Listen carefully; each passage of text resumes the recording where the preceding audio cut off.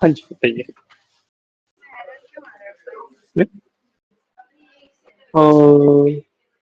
और equal to ये नहीं है ना, where region equal to north और रीजन इक्वल टू साउथ, आपको हर बार मेंशन करना पड़ता है।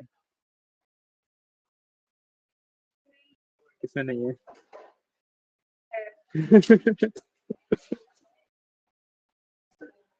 आइए आइए।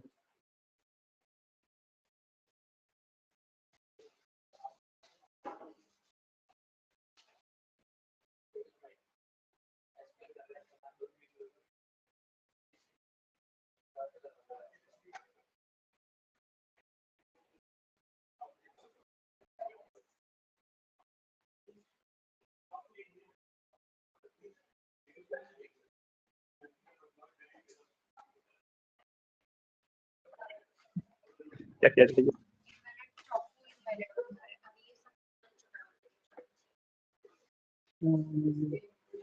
आपने यूज कर लिया डेटाबेस को? तो ये आपने अभी किया या पहले किया था? अभी तो आपने फ्रेश खोला है ना? हाँ तो फ्रेश खोलने पे हमेशा यूज करना पड़ता है पहले।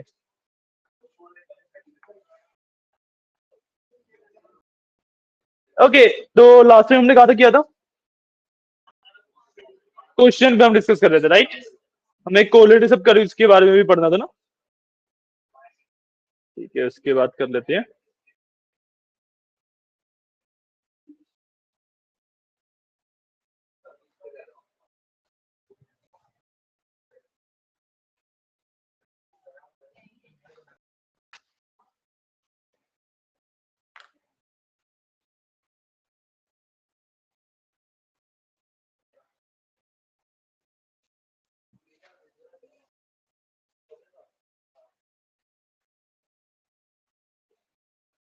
ये तो कल जो क्वेश्चन दिया था किसने सॉल्व कर लिया? नहीं हुआ है? कर लिया? एक मिनट आता हूँ, दिखाइए एक बार।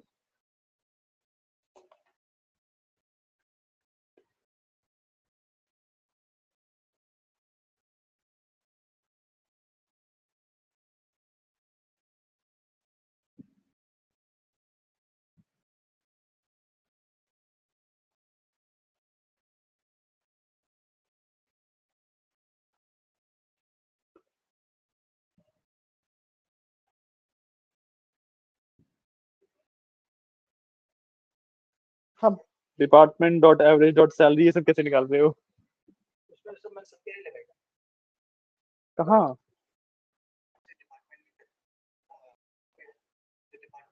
हाँ हाँ।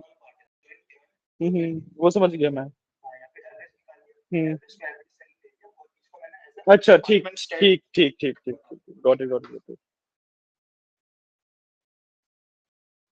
ये तो एक बार रन करके देखना पड़ेगा कि एग्जैक्टली चल रहा है या नहीं। रन करके देखा था इसे? एक बार रन करके देख लो इसे, चल रहा है तो वेल एंड गुड, क्योंकि ऐसे मैं बता नहीं सकता कि कहीं पे कोई छोटी मोटी मिस्टेक होगी अगर। ठीक है, बाकी ज्यादा कॉम्प्लेक्स सॉल्यूशन है ये, इसका एक सिंपलर वर्जन मैं भी बताऊंगा। ठीक है। हाँ बताइए क्या करते हैं? नहीं नहीं, inner join left join right join यही सब लिखते हैं, सेल्फ का नाम नहीं होता कोई। यूजुअली इनर जॉइन लगाया जाता है। सिर्फ ज्वाइन लिखोगे तो टेक्निकली उसको समझ नहीं आएगा कि किस तरीके से ज्वाइन करना है, तो वो लाइक डेटा ऊपर नीचे होगा। Getting my point? डेटा ऊपर नीचे होने के चांसेस है, मैसी हो जाएगा वो। तो हमेशा ना कभी भी आप ज्वाइन यूज करोगे तो सिर्फ ज्वाइन यूज मत किया करो, हमेशा कोई part of the join use किया करो। नहीं, सेल्फ ज्वाइन तो लिखा ही नहीं जाता, सेल्फ ज्वाइन जैसा कुछ नहीं एग्जिस्ट करता है।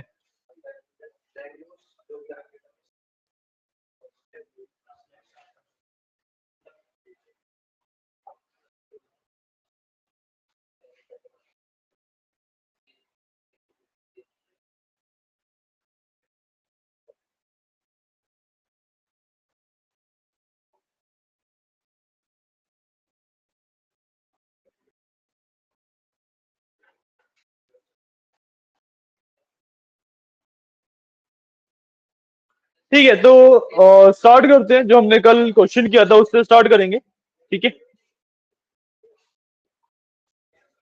डन हो गया। ठीक है। तो कल जो हमने क्वेश्चन किया था उससे स्टार्ट करेंगे, ठीक है। तो क्वेश्चन तो सबको समझ आया था आई थिंक, पूछा क्या एग्जैक्टली क्वेश्चन में वो समझ आया था, ठीक है। अब ना इसकी एग्जैक्टली जो सॉल्यूशन की क्वेरी है वो देख लेते हैं, ठीक है। Bye bye. ठीक है, जो सॉल्यूशन की क्वेरी है वो देख लेते हैं। तो the query is pretty simple. सबसे पहले तो मैंने सेलेक्ट यूज किया to select all the data, जो भी मेरे को दिखाना था रिजल्ट में देना था, और डेटा सेलेक्ट करने के लिए मैंने सेलेक्ट यूज कर लिया, ठीक है। तो select first name, last name, salary and department name, यही चार चीजें मुझे दिखानी थी, ठीक है। क्लास में कोई कम लग रहा है? हाँ, तुम्हारे साथ वाली। अच्छा, ठीक है। यहाँ पे जो भी डेटा मेरे को दिखाना था वो मैंने सबसे पहले सेलेक्ट कर लिया, बेसिकली वही करेंगे, है ना। उसके बाद मैंने HR.एम्प्लॉइज और डिपार्टमेंट, एम्प्लॉइज और डिपार्टमेंट वाले टेबल पे सिंपली इनर जॉइन लगाया, क्योंकि जितने भी ये चार मेरे पास कॉलम्स हैं वो यहीं से आएंगे। तीन जो first name, last name, salary है वो एम्प्लॉइज से आएगा, जो डिपार्टमेंट नेम है वो डिपार्टमेंट से आएगा। आप लोगों ने डेटा एक्सप्लोर किया था थोड़ा बहुत भी, तो पता है ना किस टेबल में कौन से कॉलम्स हैं। मैंने को नहीं पता लग रहा है, ठीक है। बेसिकली डिपार्टमेंट नेम वाला कॉलम हमारे पास डिपार्टमेंट्स के टेबल के अंदर है, ठीक है। और बाकी first name, last name, salary हमारे पास एम्प्लॉयज के टेबल के अंदर है, ठीक है। हमने इसको ज्वाइन किया ताकि हम ये चारों चीजें फेच कर सके, ठीक है। अब इसके बाद आती है मेरी जो दो कंडीशन थी उनके ऊपर आते हैं, ठीक है। एक कंडीशन है कि भाई एम्प्लॉय की जो सैलरी है वो डिपार्टमेंट की एवरेज सैलरी से ज्यादा होनी चाहिए, और employ should work in a department with more than 5 employees. भाई अगर किसी डिपार्टमेंट में एम्प्लॉयज ही 5 से कम है तो उसके बारे में हमें कुछ देखना ही नहीं है। हमें सिर्फ ऐसे एम्प्लॉयज देखने हैं जो कि दो कंडीशन मीट करते हैं। एक तो उनके डिपार्टमेंट में 5 से ज्यादा एम्प्लॉयज होने चाहिए, दूसरा कि उनकी सैलरी उनके डिपार्टमेंट की एवरेज सैलरी से ज्यादा होनी चाहिए, ठीक है। दो कंडीशन है, तो हम सिंपली वेयर लगाएंगे, ठीक है। मैंने यहां पे लगा दिया, यहाँ पे लगा दिया मैंने वेयर। एंड रिमेंबर जो ऊपर मैंने एम्प्लॉयज पे ज्वाइन लगाए थे ना, तो एम्प्लॉयज को ई नाम दिया हुआ है और डिपार्टमेंट्स को डी नाम दिया हुआ है, ठीक है। तो मैंने बोला कि भाई ई डॉट सैलरी, मतलब ऊपर वाले जिस एम्प्लॉय की हम बात कर रहे हैं उसकी salary should be greater than, should be greater than. नीचे मैंने किया select average E two dot salary, E two मैंने यहाँ पे एम्प्लॉयज दिया है। बात समझ आ रही है? इतनी कॉम्प्लेक्स बात है ये, इसलिए मैं देख रहा हूँ।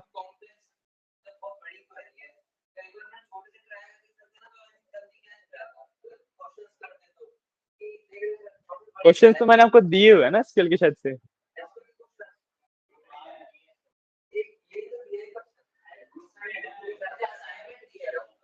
हाँ, तो असाइनमेंट में तो क्वेश्चन ही होते हैं, दिए हुए हैं सारे, बट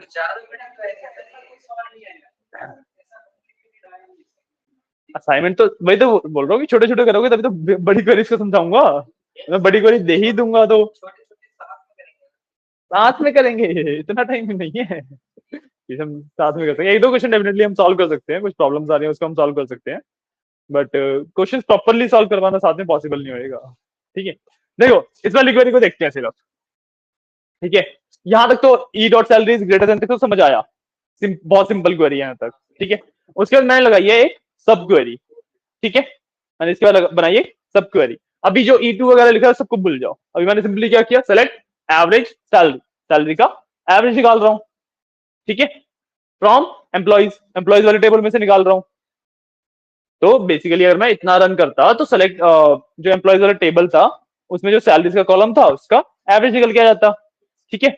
बट मेरे को क्या चाहिए, मेरे को चाहिए कि एक डिपार्टमेंट का एवरेज आए, सिर्फ एक डिपार्टमेंट का एवरेज चाहिए ना, जिस भी एम्प्लॉय की मैं बात कर रहा हूं उसके डिपार्टमेंट का एवरेज चाहिए मेरे को, तो है ना। तो उसके लिए मैंने क्या किया, मैंने ना इस वाले एम्प्लॉयज को नाम दे दिया E2, ऊपर मैंने ई दे रखा था, ऊपर मैंने ई नाम दे रखा था यहाँ पे, और मैंने E2 नाम दे दिया, ठीक है। और मैंने एवरेज सिर्फ डिपार्टमेंट का है उसके लिए क्या किया कि भाई जो E2 की डिपार्टमेंट आईडी है, यहां से सिर्फ वही वाली एंट्रीज पिक होंगी जिसकी डिपार्टमेंट आईडी जो यहाँ पे हमने एम्प्लॉय पिक कर रखा है उसकी डिपार्टमेंट आईडी के इक्वल है। इतनी बात समझ आई? लॉजिकली समझ आई? क्वेरी सिंटेक्स अगर नहीं भी समझ आया तो ठीक है, लॉजिकली समझ आई कि एग्जैक्टली किया क्या, कि भाई मान लो एम्प्लॉय ए मैंने पिक किया, ठीक है, उसकी डिपार्टमेंट आईडी है 1, ठीक है। अब मैंने क्या किया कि भाई वन जहां जहां पे भी डिपार्टमेंट आईडी में है, पूरे टेबल में जहां जहां पे भी वन है डिपार्टमेंट आईडी, ठीक है, उन सबका ग्रुप बना के एक अलग से, मतलब उन सबको अलग निकाल के उनका सैलरी का एवरेज कर दिया।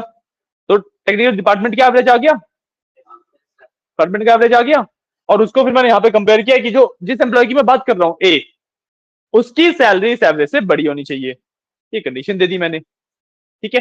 अब एग्जैक्टली यहाँ पे कोरिलेटिव सब क्वेरीज का कंसेप्ट यूज होता है, ठीक है।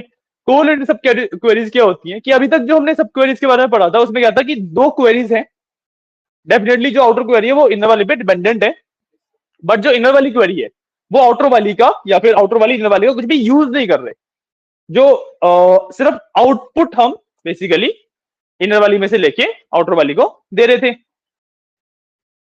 बात समझ आ रही है ना।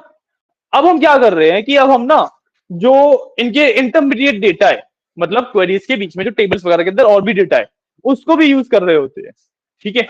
जैसे अगर मैं इसका आउटपुट मान की बात करूं तो आउटपुट होगा सिर्फ एवरेज का एक नंबर, है ना। अगर नॉर्मली मैं सिर्फ एवरेज का नंबर यहाँ पे यूज कर रहा होता तो मेरे पास नॉर्मल सब क्वेरीज होती है, बट मैंने क्या किया हुआ है, मैंने E2 और ई दोनों का डिपार्टमेंट आईडी वाला कॉलम भी यूज किया हुआ है। डिपार्टमेंट आईडी मेरे को आउटपुट में तो नहीं मिल रही, आउटपुट में तो सिर्फ एवरेज मिल रहा है ना। बट क्वेरी के अंदर डिपार्टमेंट आईडी का कॉलम आउटर वाली का भी और इनर वाली का भी दोनों का यूज हो रहा है, इसी को कहते हैं कोरिलेटेड सब क्वेरीज। कि भाई अब ना सिर्फ इसके आउटपुट पे ये डिपेंडेंट नहीं है, कहने का पॉइंट, ये दोनों आपस में एक दूसरे पे ही डिपेंडेंट है। जब तक उसे ई नहीं मिलेगा ये क्वेरी नहीं चलेगी, इसको E2 का यहाँ पे वैल्यू नहीं मिलेगी तो ये नहीं चलेगी, गेटिंग का पॉइंट। तो आपस में इंटरडिपेंडेंट हो जाती है क्वेरीज, इन्हीं को कोरिलेटेड सब क्वेरीज कहा जाता है, ठीक है। अगर मैं सिंटेक्स की बात करूं तो यहाँ पे एचआर डॉट एम्प्लॉइज में मैंने नाम दिया हुआ है E2, ऊपर जो एम्प्लॉय का नाम था वो था ई, ठीक है। इसको थोड़ा सा दिखाएं भी, तो बेसिकली देखो,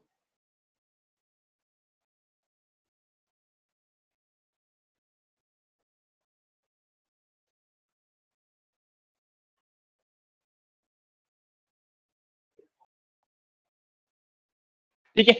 अब जब मैं बात करूंगा नॉर्मल सैलरी की कंडीशन चेक करने की, ठीक है, क्योंकि मैंने ऊपर तो एम्प्लॉय मतलब रो बाय रो उठाया है क्योंकि एम्प्लॉय नेम और ये सब उठा रखे हैं, तो मैं रो बाय रो जा रहा हूँ, है ना। और सबसे पहले आया इस रो पे, ठीक है, ए एंड वन मेरे पास डेटा है, A is the employee name and one is the department ID, ठीक है, ये मेरे पास डेटा है, ठीक है। इस रो पे आया, इसकी whatever the X Y Z जो भी सैलरी थी हमने वो देखी, ठीक है। अब हमने क्या किया कि यहाँ पे मैंने क्या लिखा कि भाई ये ई हो गया, ये ना ई हो गया, यहाँ पे वही हो रखा है, मतलब हमने नॉर्मली पहली रो पे आए को ई ले लिया, ठीक है। अब हमने अगेन इस टेबल पे गए, हम अगेन हम इस टेबल पे वापस जा रहे हैं, ठीक है।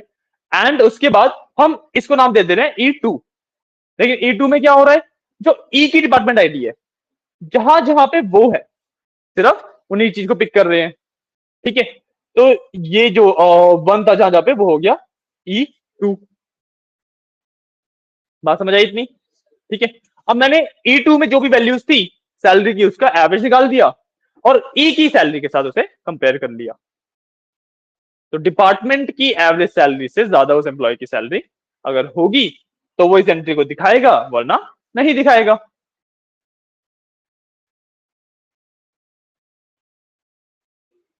2 मिनट चाहिए एब्जॉर्ब करने के लिए चीजें, 2 मिनट लो एब्जॉर्ब करो, आपको कुछ नहीं करना, समझिए कुछ नहीं आया तो बोलेगा कौन, बीच में बोल दिया करो, कोई इश्यू नहीं है, समझना इज इम्पोर्टेंट। क्या समझ नहीं आया बताओ, एक बार और बता और दें। देखो दोबारा बताते हैं, ठीक है। इसके अंदर हमने बेसिकली दो चीजें हम सेम टेबल को 2 बार ले रहे हैं, ठीक है, एम्प्लॉयज वाले टेबल को 2 बार ले रहे हैं। एक बार मैंने उसको नाम दिया है ई, एक बार नाम दिया है E2, ठीक है। ई में तो मैंने पूरा ही टेबल ले रखा है क्योंकि उसके अंदर मैंने कोई ड्रॉ वेयर से करके पहले बता की अगर दो, मैं बात करूं, सॉरी, ड्रॉ करके थोड़ा समझा दो। तो करके समझा देते हैं।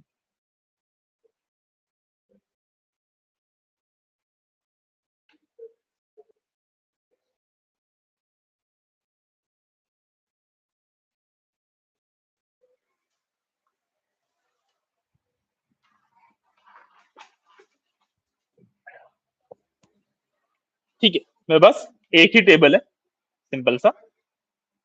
ठीक है,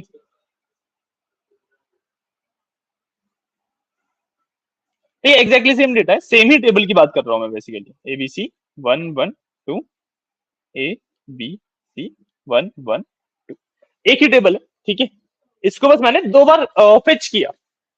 एक बार इसको नाम दिया E, एक बार नाम दिया E2, है ना। ठीक है, अब E वाले टेबल को मैंने पहले फेच किया था, उसमें से मैं डेटा निकाल रहा हूं, तो उसमें मैं चल रहा हूँ रो बाय रो। तो उसमें मैं चल रहा हूँ रो बाय रो, मैंने पहली रो फेच करी। ठीक है, इसकी जो भी सैलरी थी XYZ, ठीक है, वो मेरे पास आ जाएगी, है ना। अब मेरे को मैंने क्या किया था, अगर आप SSMS में जो क्वेरी मैंने दिखाई थी उसमें देखोगे, तो डिपार्टमेंट आईडी दोनों की सेम होनी चाहिए। ठीक है, तो यहाँ पे डिपार्टमेंट आईडी है 1, तो E2 में जहां जहां पे 1 है डिपार्टमेंट आईडी, वो वाला डेटा आ गया, मतलब इतना डेटा आ गया मेरे पास। इसका मैंने एवरेज निकाल लिया, इनकी सैलरीज का मैंने एवरेज निकाल लिया। अब जो यहां से मेरे पास सैलरी आई थी और जो यहां से एवरेज आया, इनको मैंने कंपेयर कर लिया कि भाई this salary should be greater then average. और जब मैंने डिपार्टमेंट आईडी दोनों की सेम ही रखी, तो उसका मतलब ये हो ना, सिर्फ डिपार्टमेंट के ही बंदे आएंगे, बाहर से कोई आएगा ही नहीं। जैसे यहाँ पे जो C की एंट्री थी वो अलग डिपार्टमेंट में है, तो वो आ ही नहीं रहा। तो बेसिकली ऐसे ही एम्प्लॉयज वहां पे पिक किए जाएंगे जहां पे जिनकी सैलरी उनके डिपार्टमेंट की सैलरी से ज्यादा है। बात समझ आई? क्लियर है? सबको क्लियर है? पहली कंडीशन ओके। ठीक है, अब दूसरा मेरे को क्या करना है, दूसरा मेरे को करना है कि भाई उनकी जो डिपार्टमेंट है उसमें 5 एम्प्लॉयज से ज्यादा होने चाहिए। 2 मिनट दो पहले एक बार इसको देखने के लिए।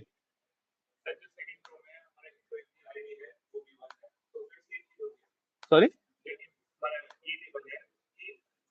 हाँ जी, हाँ जी, हाँ जी,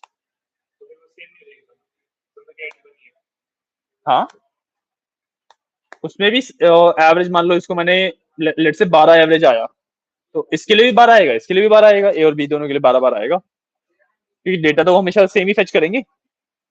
बट डिफरेंस क्या आएगा कि भाई मान लो A की सैलरी हो सकती है 15 और B की सैलरी हो सकती है 10, तो वो A को दिखाएगा क्योंकि A के केस में सैलरी एवरेज से ज्यादा निकली, B को नहीं दिखाएगा क्योंकि B के केस में एवरेज सैलरी एवरेज से कम निकली। कंडीशन तो फाइनली यही है ना हमारी कि भाई सैलरी एवरेज से ज्यादा होनी चाहिए। एवरेज तो सेम डिपार्टमेंट के लिए सेम ही रहेगा। आ रही है बात समझ? थोड़ी बहुत। ऐसे क्यों दिखाएगा? सर C वाला क्यों नहीं लेगा? C वाले के लिए डिपार्टमेंट आईडी ही लगे ना। मैं ऑनलाइन बता रहा था। हाँ अब बताओ। हाँ, प्राइमरी की नहीं ले रहे, सबसे पहले तो एम्प्लॉय आईडी यहाँ पे अलग होगी, ये डिपार्टमेंट आईडी है। ठीक है, डिपार्टमेंट की आईडी के अंदर डुप्लीकेट्स और नल वैल्यूज कुछ भी आ सकते हैं, फॉरन की लगी होगी इसके ऊपर, है ना। अब बात समझ आ गई? हाँ, डिपार्टमेंट आईडी सेम होगी हमने जब यहाँ पे जाता हूँ अगर मैं।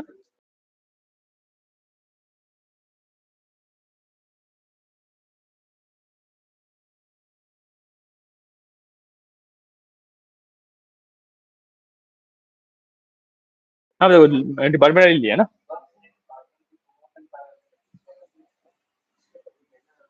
क्लियर है सबको? क्लियर है? पक्का? ठीक है, अब इसके बाद आते हैं हम अपनी दूसरी कंडीशन के ऊपर।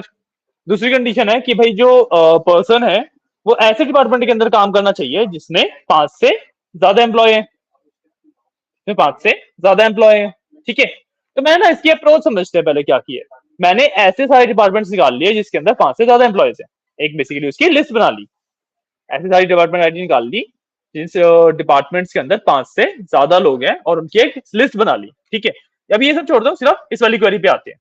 Select department ID from HR.employees।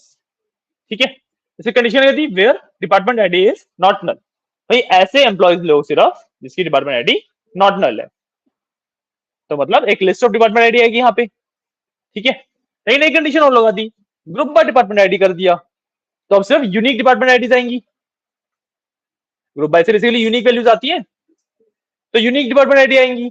ठीक है, अब मेरे को लास्ट क्या बचा कि भाई उनमें 5 से ज्यादा एम्प्लॉयज होने चाहिए। अब क्योंकि मैं एम्प्लॉयज वाले टेबल पे ही हूं, मैंने काउंट स्टार कर दिया, मतलब हर एक ग्रुप के अंदर कितनी एंट्रीज हैं वो देख लिया, और उसको बोलते हैं कि भाई ये 5 से ज्यादा होना चाहिए।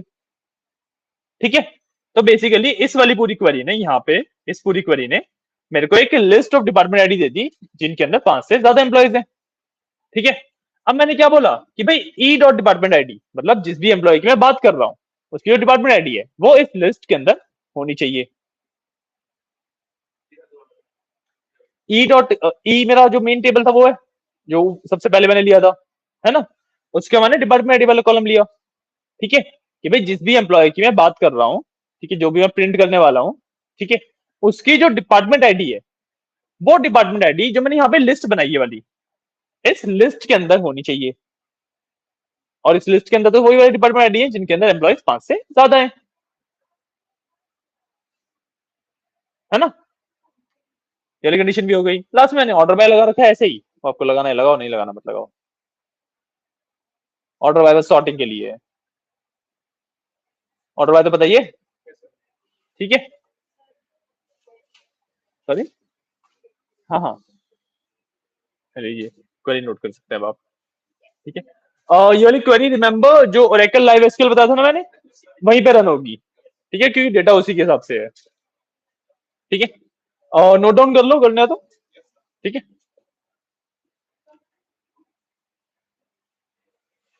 पहले आधे पौने घंटे में दिमाग तो नहीं घूम गया?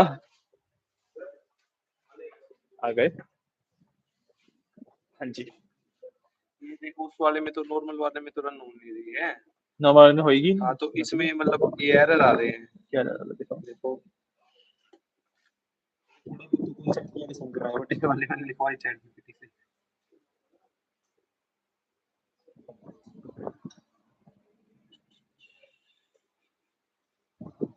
हाँ ये ऐसे तो चलेगा ही नहीं ना। मैंने कल आए थे, कल वाली क्लास में बताया था ना कि इसके अंदर HR डॉट डिपार्टमेंट से ऐसे पूरा होता है। जब आप ये नाम दे रहे हो, मैंने तो क्वेरी का एग्जांपल दिया, एग्जैक्टली सेम क्वेरी थोड़ी ना चलेगी। HR डॉट एम्प्लॉइज करो, HR डॉट डिपार्टमेंट्स करो, चार जगह ज्वाइन क्या हाँ ज्वाइन किया गया ना ज्वाइन लगेगा, काफी सारी गलतियां हैं इसमें तो। हाँ इसमें ना एग्जैक्ट, अच्छा मैंने तो लिखा भी हुआ है, आपने गलत लिखी है। कह रहा हूं, मैंने तो HR डॉट लिखा हुआ है।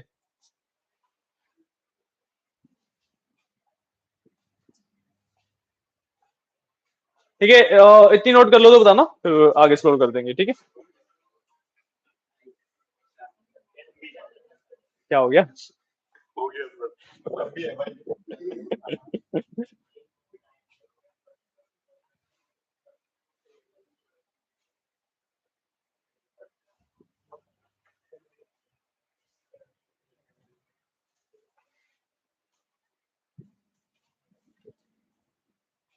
क्या हो गया? माइंड ब्लो हो गया। जब आप एक्चुअल किसी भी जॉब में जाओगे, कहीं भी जाओगे, क्वेरीज एक्चुअली इतनी बड़ी होती हैं। छोटी छोटी जो हम एक एक दो लाइन की क्वेरी लिखते हैं ना, वो कोई नहीं पूछता। सॉरी, असाइनमेंट भेजे तो है। हाँ शॉर्ट शॉर्ट वाले ही हैं उसमें, बड़े वाले क्वेश्चन तो भेजे ही नहीं मैंने। 2 असाइनमेंट करवा दूं आज? अच्छा, आप लोग क्या करोगे?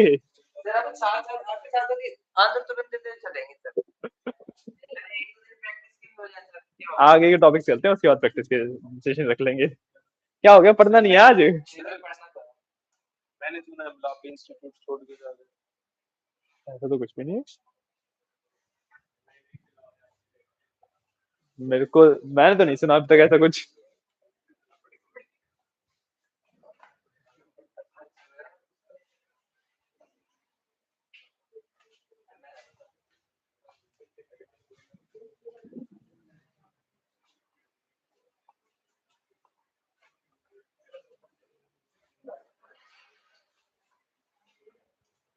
इतना नोट किया, हाँ तो इतना नोट हो गया। आगे स्क्रॉल कर दूं?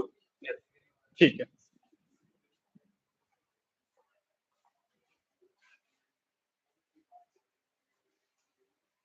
ये लो आगे लिख लो। अब देख रहे हो जो मैं आपको फॉर्मेट बताता था शुरुआत से कि भाई एक पर्टिकुलर फॉर्मेट में लिखो, वो अब समझ आ रहा होगा कि क्यों जरूरी है। अगर मैं इसको जस्ट लिखता चला जाता तो क्वेरी दिमाग के ऊपर से निकल जाती बिल्कुल, है ना। एक पर्टिकुलर फॉर्मेट इसीलिए जरूरी होता है क्योंकि रीडेबिलिटी बहुत इंप्रूव हो जाती है उससे। आप एक दो लाइन की क्वेरी लिख रहे हो उसमें बिल्कुल फर्क नहीं पड़ता, आप अच्छा फॉर्मेट फॉलो करो मत करो, क्योंकि बहुत छोटा कंटेंट है वो। जब कंटेंट इंक्रीज होता है, जब कंटेंट बड़ा होता है, तो एक फॉर्मेट पर्टिकुलर फॉलो करना पड़ता है ताकि रीडेबिलिटी अच्छी रहे।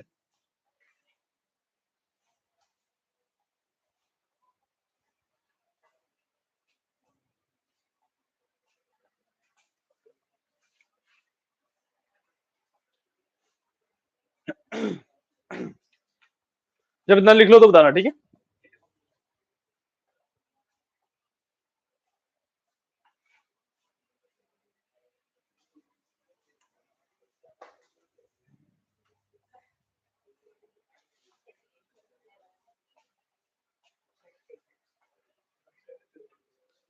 अब इसके बाद हम चलेंगे थोड़े से you can say little deep concepts पे, ठीक है। थोड़े से और कॉम्प्लेक्स कंसेप्ट्स पे चलेंगे, ठीक है। अभी तक तो सिंपल कंसेप्ट से, ठीक है। अभी तक काफी सिंपल सिंपल कंसेप्ट की बात कर रहे थे, जो core SQL you can say कि एसक्यूएल में सबसे मेरी ज्यादा इंपॉर्टेंट दो जो चीजें होती लाइन हैं। रह गई है ऊपर की, एक बार ऊपर सॉरी, कर दो तो। दो तो लाइन रहती मेरी हैं ऊपर दो, की, इतना ठीक है, या और ऊपर करूं? ठीक है सर। वंश, ठीक है, हुआ, हो गया। उसको किसी का ऊपर का रह गया है ना। वेट कर लो, सब कर लो थोड़ा सा।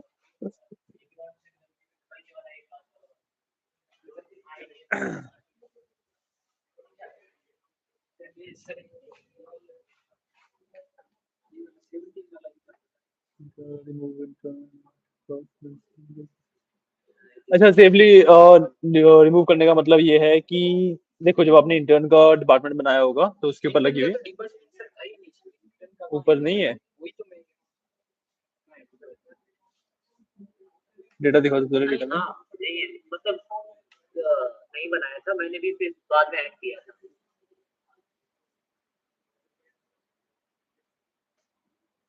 दोबारा भी बनाने का तो वो सिर्फ एक बार नाम को इंटर्न क्वेश्चन सर है थोड़े, बाद में ऐड करने के पड़ते हैं।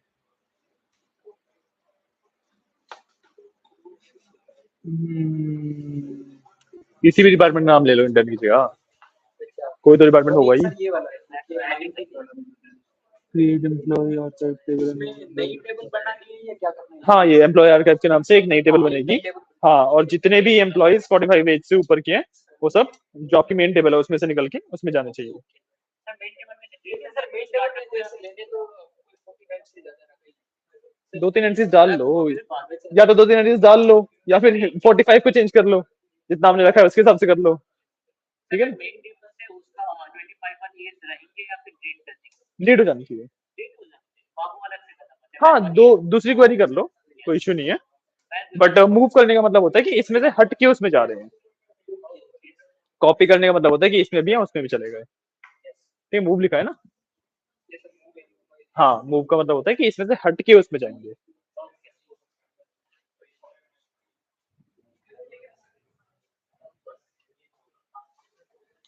ठीक है, नोट कर लिया है क्या सबने इतना? ठीक है, मैं थोड़ा सा नीचे स्क्रॉल कर देता हूँ।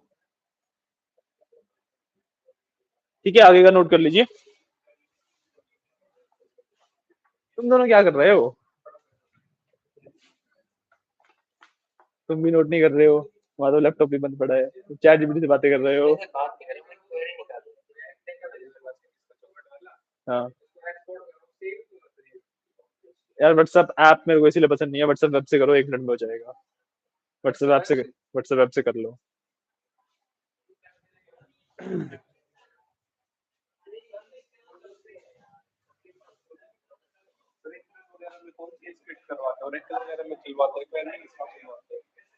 इंटरव्यू में अलग अलग डिपेंड करता है, जिसमें जहाँ पे हो क्वेरी लिखने के लिए तुम्हें स्पेस मिलेगी। एसक्यूएल सेम है, तुम्हें क्वेरी लिखनी है कहीं पे भी चलवाए, क्या फर्क पड़ता है। सिर्फ क्वेरी देखेंगे और रन करवाने की जरूरत नहीं है उन्हें। हाँ, और वरना तुम अगर किसी भी सॉफ्टवेयर में ऊपर देखोगे ना कुछ ऐसे प्ले जैसा एग्जीक्यूट जैसा बटन मिल जाएगा तुम्हें, किसी भी सॉफ्टवेयर की बात कर लो। जैसे कि अभी उसमें उसी में कर रहा था तो उसमें फिर वो मतलब कॉलम वगैरह मिसिंग दिखा रहा नहीं, वो तो तुम्हें डेटा पहले एक्सप्लोर करना ही पड़ेगा क्वेरी लिखने से पहले। डेटाबेस तो देंगे ही, बिना डेटाबेस दिए देखो अगर बिना डेटाबेस दिए क्वेरी लिखवा रहे हैं, कई जगह पे लिखवाते भी हैं, फिर वो रन नहीं होगी, उन्हें भी पता है वो चीज, वो सिर्फ क्वेरी तुमने सही लिखी है नहीं वो देखेंगे, फॉर्मेटिंग फॉर्मेटिंग देखेंगे बस। फॉर्मेटिंग नहीं, सिंटेक्स कहते हैं इस चीज को, सिंटेक्स देखेंगे वो। सॉरी, हाँ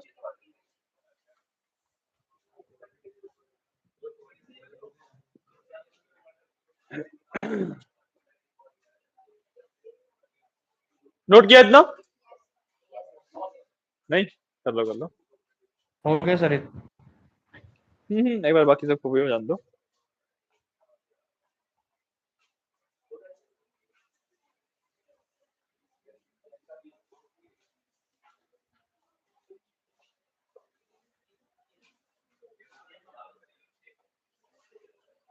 क्या समझा दूं? इनका मतलब होता है कि भाई देखो ई डॉट डिपार्टमेंट आईडी एक वैल्यू है, एक सिंगल वैल्यू होगी, 1 2 3 4 कुछ भी हो सकती है ना। यहां से हमने जो सिलेक्ट वाली ये सब क्वेरी लिखी हुई है, इससे हमने एक लिस्ट ऑफ वैल्यूज निकाली है, ठीक है। सिंपल से कह रहा हूं कि भाई जो 1 2 3 जो भी एक सिंगल वैल्यू है, क्या ये वैल्यू इस पर्टिकुलर लिस्ट के अंदर है या नहीं है, इनका मतलब ये होता है।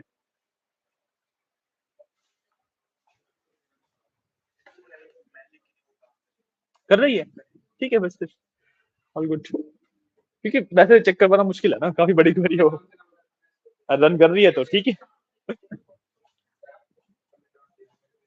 बट आई थिंक ना जो ये वाली क्वेरी है ज्यादा ऑप्टिमाइज है उसके कंपैरेटिवली। वो सब तो चलो अलग चीज है, वो तो अगर हटा भी देंगे तब भी कोई दिक्कत नहीं, क्योंकि मैंने तो सिर्फ इसलिए लगाया ना कि जब हमने जॉइंस वाला पार्ट किया था तो मुझे पता है उसके अंदर नल वैल्यूज हैं, तो इसलिए मैंने लगाया वो तो सिर्फ।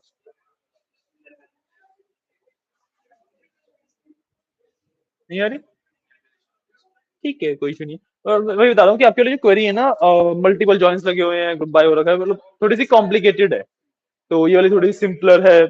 इस वे में बोल रहा हूँ कि ऑप्टिमाइज ज्यादा है, ठीक है। नोट इसको भी कर लेना, इसको भी नोट कर लेना। कॉम्प्लिकेशन में कंफ्यूज हो जाता है।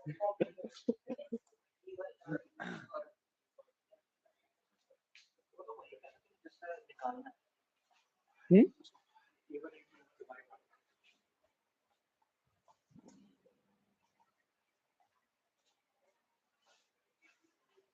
लिख लिया सबने इतना पार्ट? ठीक है आगे कर देते हैं।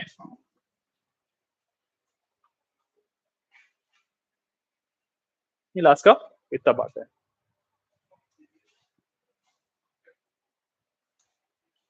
ठीक है। बाकी ये वाली जो एसक्यूएल की फाइल है पूरी की पूरी फाइल में आपको भेज दूंगा, ठीक है। नहीं जी, अभी मेरे को भी देखना पड़ेगा नेक्स्ट टॉपिक क्या है, टॉपिक की लिस्ट थोड़ा याद है मेरे को। मोस्ट प्रोबेबली व्यू पेपर तो नहीं आता, क्लास में आके मैं तुम्हारे साथ ही देखता हूँ कि क्या पढ़ाना है। कल आई थिंक आज विंडोज फंक्शन है मेरे साथ, विंडोज फंक्शन हो तो गया था, लैग लैग लिट रैंक वगैरह वो सब तो उसके अंदर के पार्ट हैं, तो वैसे तो नोट में पड़े हुए हैं, देख लो उसे एक बार। वो बहुत ज्यादा कॉम्प्लिकेटेड थोड़ा है। रनिंग से मतलब रनिंग काउंट जो होता है, रनिंग सेल रनिंग काउंट वगैरह वो करवा दूंगा एक बार, वो करवा सकते हैं।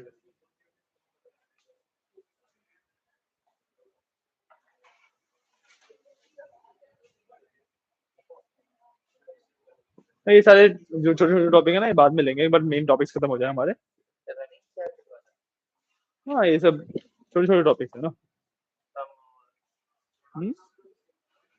तुम्हें पता है ना एक्चुअली एसक्यूएल के अंदर ये सब करना नहीं होता तुम्हें, करना नहीं होता है। रनिंग सैलरी ये सब कुछ नहीं एक्सक्यूएल के अंदर करना होता। बट इंटरव्यू में फिर पूछते ही कि रिवीट करना ही नहीं होता। उनको तो तुम्हारी एसक्यूएल की नॉलेज चेक करनी है ना। मेरे को नोट पेड करवाया हम्म, क्या इस टाइप की क्वेश्चन पूछते हैं दोस्त ने भेजा था मुझे अच्छा ये बहुत ही बेसिक तो ठीक है, हाँ पूछते हैं आपके, आपसे पूछेंगे, मतलब फ्रेशर्स में जब जाओगे तो फ्रेशर में यही क्वेश्चन होते हैं। इससे थोड़ा सा और देखो हाँ इससे थोड़ा सा और ऊपर हो सकता है।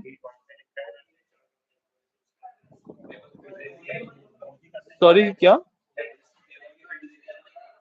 हाँ मैं उसको कहीं पे यूज नहीं करता ना, और जो एचआर एम्प्लॉयज मैंने यहाँ पे यूज किया है वो सिर्फ यहीं पे यूज किया है, मतलब उसको मेरे को कहीं पे रेफर नहीं करना नीचे, तो ले देने का पॉइंट ही नहीं है।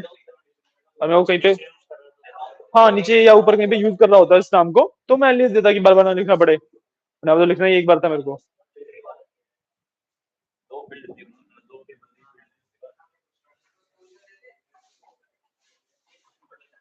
डन, लिख लिया क्वेरी, समझ आया है?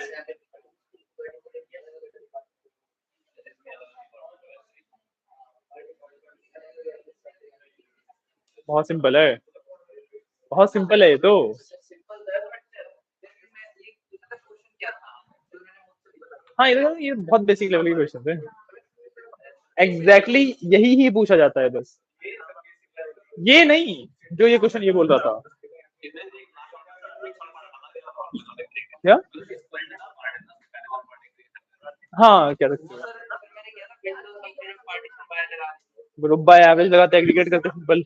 बट सिर्फ दोनों अलग अलग टेबल थी ना, कौन सी दोनों अलग थी? दो टेबल थे, चार टेबल थे ना, एक में वन सब कुछ कर रहा था।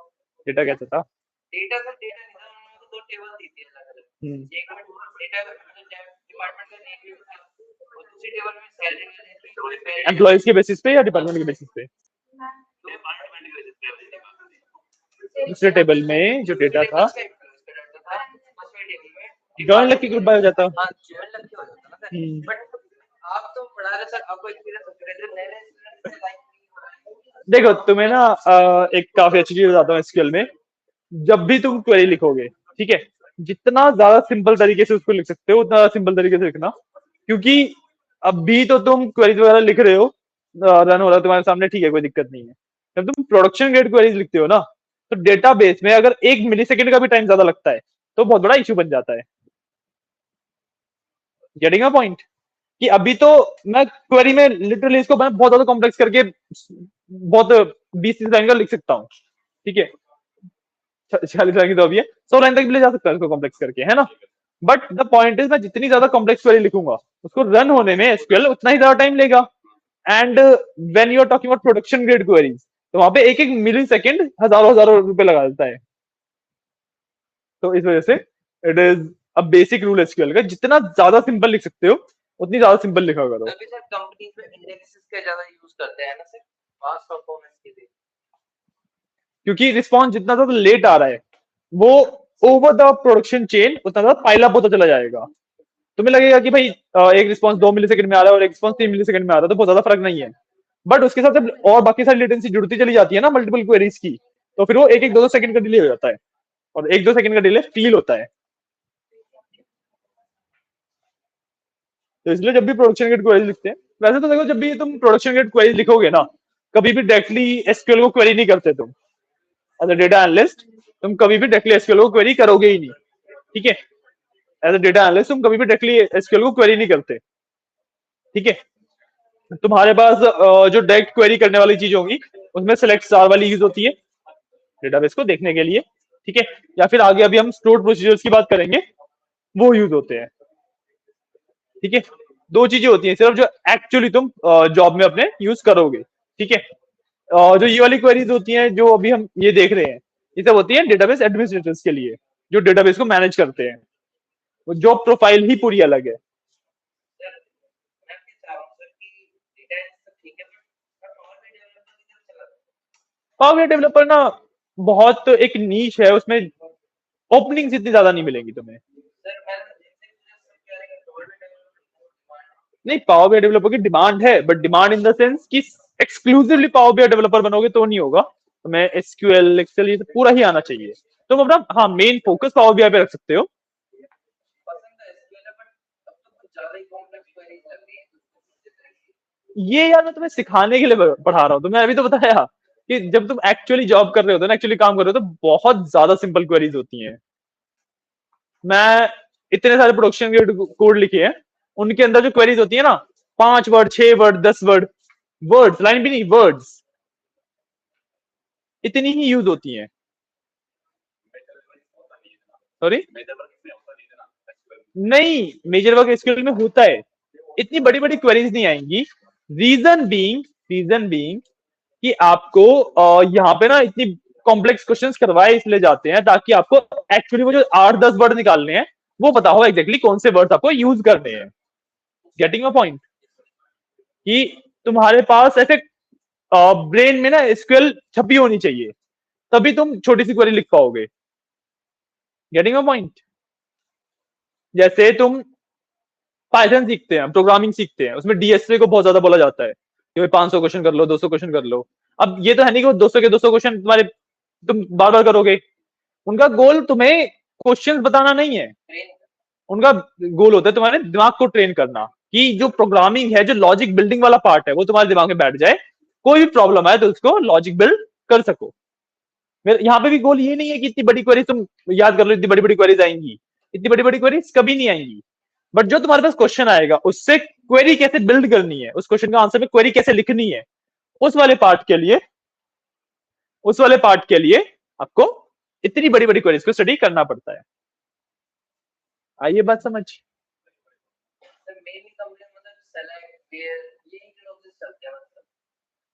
अच्छा, डेटा एनालिस्ट तो आपको ज्यादा सिलेक्ट और स्टोर प्रोसीजर्स इन पे वर्क करते हो, ठीक है। एज अ डेवलपर अगर आप कहीं पे काम कर रहे हो तो फिर वहां पे इंसर्ट अपडेट लीड वाला भी आ जाता है। और आजकल तो वैसे भी एसक्यूएल एल्केमी चलती है। आजकल एक टूल है बेसिकली एसक्यूएल एल्केमी करके, पाइथन लाइब्रेरी है। हाँ, नहीं करेक्टर नहीं है SQL alchemy. SQL alchemy is कि बहुत बेसिक से कोड के साथ इतनी बड़ी बड़ी क्वेरीज लिखी जा सकती हैं। क्वेरी को ऑप्टिमाइज करने का एक यू कैन से टूल है एसक्यूएल एल्केमी। कनेक्टर नहीं है, कनेक्टर तो डीबी कनेक्टर बहुत सारे अलग अलग आते हैं, तो आजकल तो वैसे भी वही यूज होता है, तो काफी काम और बहुत ज्यादा सिंपल हो जाता है। डेटाबेस कनेक्शन इसमें कर्सर कौन वाला पार्ट है ये, इसमें नहीं होता आई थिंक। दिखाइए एसक्यूएल एल्केमी। अरे जहां पे भी तुम पढ़ रहे हो वो दिखा दो ना सिर्फ, कोई बात नहीं, कोई बात नहीं। यार ये गलत बोल रही है जहां तक मेरे को लगता है।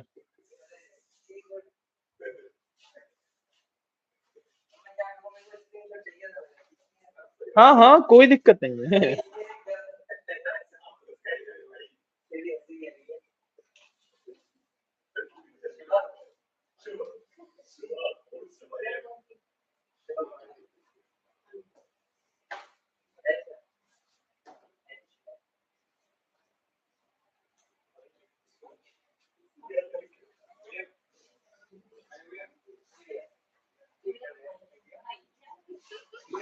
कोई बात नहीं।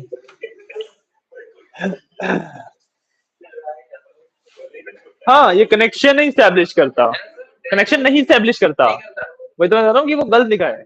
एसक्यूएल एल्केमी एक्चुअली आपको डेटाबेस मैपिंग करनी है, क्वेरीज रन करवानी है, क्वेरीज को ऑप्टिमाइज करना है, इन सब चीजों के लिए होता है। एसक्यूएल एल्केमी कनेक्शन नहीं स्टैब्लिश करता, और जो कनेक्शन स्टैब्लिश करने के लिए चीजें होती हैं वो तो हर एक, जैसे एमएस एसक्यूएल का अलग होता है, माई एसक्यूएल का अलग होता है, वो होता है।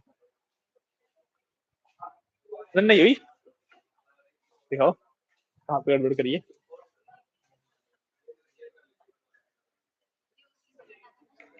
हाँ हाँ ठीक है, वो तो दिखा रहा है कि ऐसी सी आपकी क्वेरी मतलब दिख रही है, उसको स्नैपशॉट टाइप थंबनेल जैसे। हाँ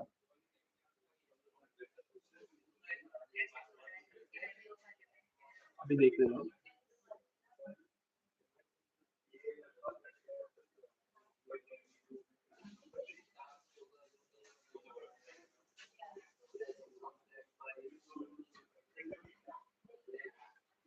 देखने से सही लग रही है, देखने से सही लग रही है। इनवैलिड आइडेंटिफायर डिपार्टमेंट लिखा है आपने कहीं पे, स्पेलिंग गलत करी डिपार्टमेंट कहीं पे, ये आपने कहीं पे ये लिखा है MWD, कौन से डिपार्टमेंट में आपने ये लिखा है?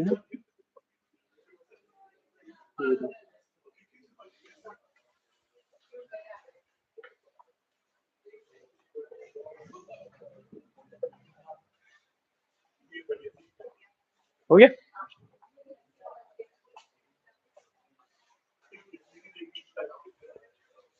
डन? क्लियर है ये वाला पार्ट? क्या हो गया, क्या कर रहे हो?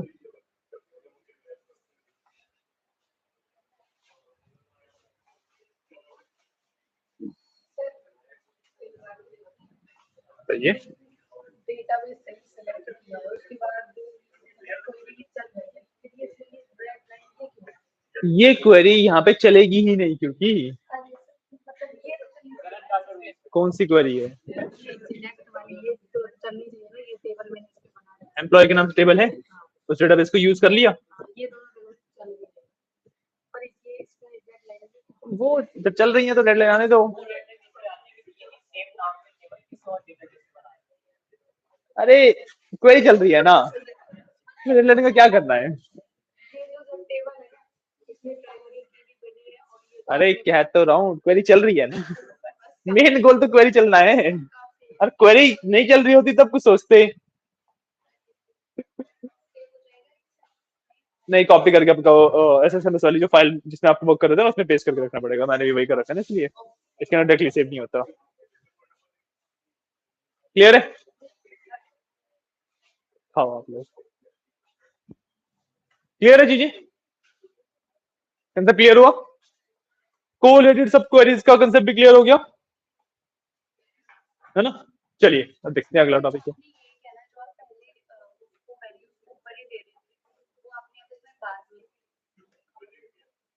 नहीं, इसके अंदर देखो कोरिलेटेड सब क्वेरीज की अगर आप बात कर रहे हो स्पेशली, तो इट्स लाइक कि मैंने सब क्वेरी लिखी, लेट्स से एक आउटर क्वेरी होती है, एक इनर क्वेरी होती है ना? अब आउटर नॉर्मल सब क्वेरीज में क्या होता है कि इनर क्वेरी का आउटपुट आउटर क्वेरी यूज कर लेती है, ठीक है, और कोई बीच में कम्युनिकेशन नहीं होती दोनों क्वेरीज के। कोरिलेटेड सब क्वेरीज में क्या होता है कि आउटपुट तो आउटर वाली यूज कर ही रही है, इन द मीन टाइम जो आउटर वाली का टेबल है उसको और जो इनर वाली का टेबल है उसको भी हम आपस में कंपेयर कर रहे हैं, डिफरेंट डिफरेंट कॉलम्स को, जो कि हमें आउटपुट में कभी नहीं दिखेंगे, बट डिपेंडेंट उसके ऊपर है, लिंक कर रहे हैं। बिल्कुल बिल्कुल बिल्कुल। जैसे हमने E dot department ID equal to E two dot department ID किया था ना, अब डिपार्टमेंट आईडी का कॉलम मैंने यूज तो किया लेकिन वो आउटपुट में कहीं पे भी नहीं आ रहा। हाँ ठीक है, और बेसिकली हाँ यही होते हैं कोरिलेटेड सब क्वेरीज कि भाई आपस में रिलेटेड है ये, आउटपुट वाला जो रिलेशन हुआ ना उसके अलावा भी कोई और रिलेशन इनके बीच में एग्जिस्ट करता है। ठीक है ठीक है, आगे बढ़ते हैं।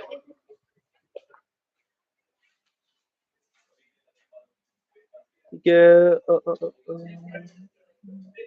ठीक है, अगला कंसेप्ट जो हम पढ़ेंगे that is called views. Views के बारे में पढ़ेंगे एसएसएमएस पे।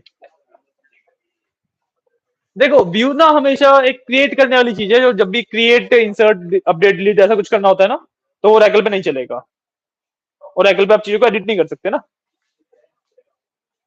ठीक है, तो we are talking about views. ठीक है, व्यूज का सिंपल सा मतलब क्या होता है कि भाई जैसे मेरे पास ये क्वेश्चन आया था, अरे गाइस शांत, थोड़ा शांत, 2 मिनट चाहिए फ्रेश होने के लिए, बाकियों को चाहिए थोड़ा सा दे देते हैं मुझे 2 मिनट लो, ठीक है, फिर शांति से पढ़ेंगे आगे। एसक्यूएल एल्केमी नहीं, मैं जस्ट एक एग्जांपल के तौर पे बता रहा था कि आपको इतनी बड़ी बड़ी क्वेरी लिखने की जरूरत नहीं होती जब आप पाइथन के थ्रू एसक्यूएल वगैरह को कंट्रोल करते हो, आपके लिए तो काफी जरूरी है, आप तो एसक्यूएल एल्केमी आगे पढ़ोगे भी। तो एसक्यूएल एल्केमी बेसिकली क्या करती है कि बेसिकली एसक्यूएल आपको पढ़ने की जरूरत नहीं पड़ती है, उसके साथ पाइथन के कोड के थ्रू ही आप क्वेरीज को डायरेक्टली रन कर सकते हो डेटाबेस को सीधा।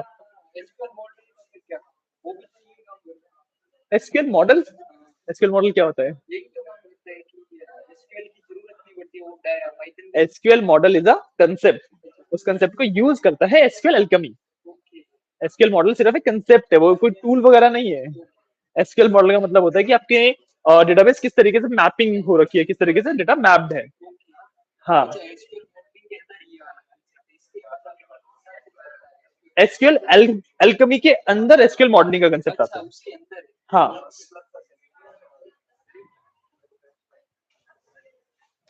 हो गए 2 मिनट, चले बढ़े आगे, बढ़ सकते हैं? चलो ठीक है, अब थोड़ा शांत हो जाओ। नए कंसेप्ट की तरफ बढ़ रहे हैं। ठीक है, we are studying about views.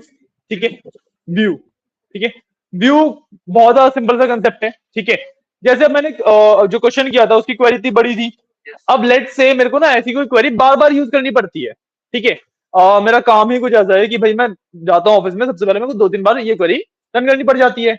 अब या तो मेरे पास 2 ऑप्शन है अभी के लिए। ठीक है, या तो मैं क्वेरी बार बार लिख लूं फिर रन कर लूं, या फिर दूसरा मैंने उसको सेव करके रख लिया कहीं, मैं कॉपी पेस्ट करके या फिर उस फाइल को ओपन करके रन कर रहा हूँ। ठीक है, बट मान लो किसी मेरे किसी एम्प्लॉय को, मेरे किसी कलीग को भी वो क्वेरी यूज करनी है। ठीक है, मेरे को उसको भेजना पड़ेगा, तो मैनेजमेंट काफी ज्यादा फ्लॉड है यहाँ पे। ठीक है, तो इसका जो सिंपल सा आंसर होता है, जो इसको सॉल्यूशन होता है इसका, दैट इज कॉल्ड व्यू। ठीक है, एक व्यू बेसिकली आपकी एक क्वेरी को एसक्यूएल सर्वर के ऊपर सेव कर देता है in the very basic sense. कि अभी तक क्या हो रहा था कि एसक्यूएल सर्वर के ऊपर सिर्फ हमारा डेटा सेव हो सकता था, टेबल्स, कॉलम्स, उनके अंदर जो भी कंस्ट्रेंट्स हैं या कोई कीज हैं या जो रोज है, अब तक ये सब सेव हो सकता था। ठीक है, क्वेरी को अगर मेरे को सेव करना था तो मैं अपने लोकल सिस्टम में ही करता था। ठीक है, व्यूज आपको ये अलाउ करता है कि आप एक क्वेरी को अपने एसक्यूएल सर्वर पे ही सेव कर लेते हो। बात सिंपल है, क्लियर है? क्लियर है? ठीक है, इससे आपको 2 फायदे मिलते हैं। पहला, जितने लोगों के पास भी एसक्यूएल सर्वर का एक्सेस है, सेम सर्वर पे जितने भी लोग काम कर रहे हैं, आपने एक बार एक व्यू बनाया, आपने एक बेसिकली क्वेरी सेव कर दी, वो बाकी सबको लोगों के पास इंस्टेंटली चली गई, क्योंकि सर्वर के ऊपर है, सब लोग उसी को एक्सेस कर रहे हैं, तो वो सबके पास चली गई, है ना? दूसरी चीज, आपको क्वेरी बार बार नहीं लिखनी पड़ेगी, आपको क्वेरी बार बार नहीं लिखनी पड़ेगी। ठीक है, इसका लेकिन एक ड्रॉबैक भी है। इसका ड्रॉबैक क्या होता है? इसका ड्रॉबैक है कि जब भी आप एक व्यू बनाते हो ना, तो एक्चुअली जो आपने क्वेरी लिखी उसका जो आउटपुट है, आउटपुट सेव नहीं होता, वो पूरी की पूरी क्वेरी ही सेव होती है। ठीक है, मान लो मैंने एक सिंपल सा किसी टेबल में से सेल्स का एवरेज निकालने के लिए क्वेरी लिखी, मैंने क्या, select average sales from choco, let's say simple सी ये क्वेरी लिखी। ठीक है, अब जो एवरेज लेट्स से अभी आया 10। ठीक है, जब मैंने रन की थी वो क्वेरी तब आया 10, मैंने उसको व्यू बना के रख दिया।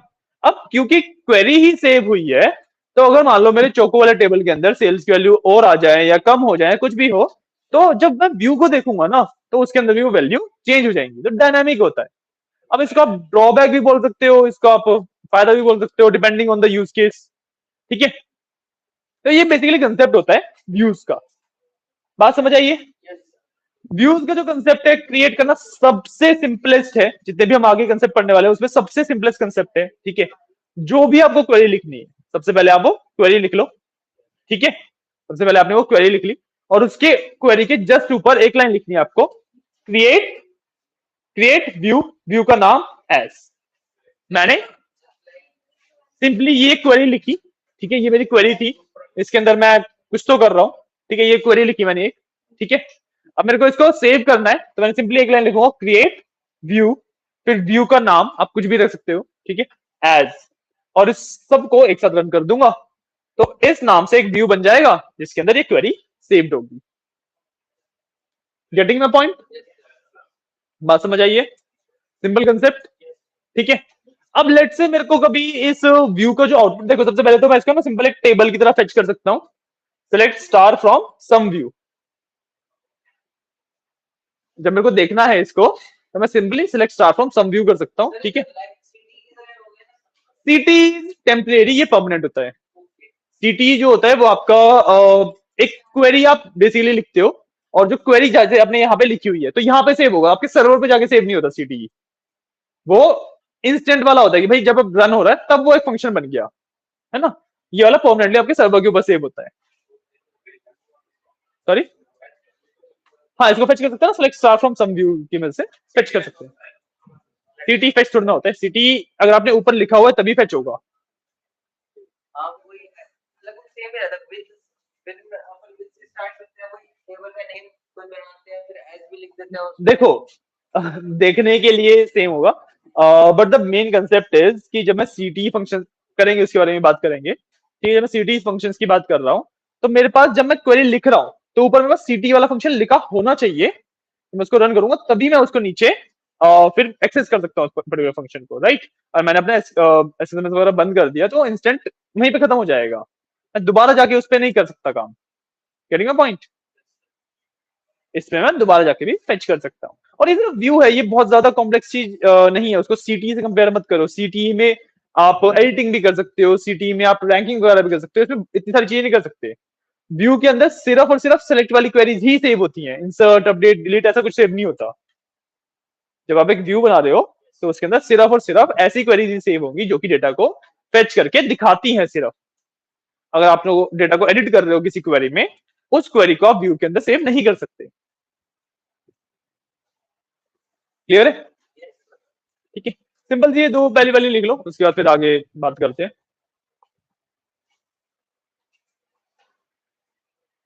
लिख ली? सुनो कोई समझाया? सर ये मेरे डबल आ जा रही है सर। क्या डबल आ जा रही है? क्या डबल आ रहा है? सॉरी सॉरी मैं देखो कि डबल आ क्या रहा है। नहीं आ रही।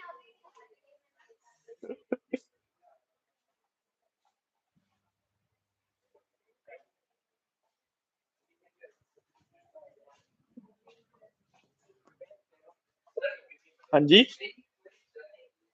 आपकी क्वेरी चल नहीं रही है, दिखाइए कौन सी क्वेरी नहीं चल रही है। Select chocolate sales as a category. Every chocolate sale at sales.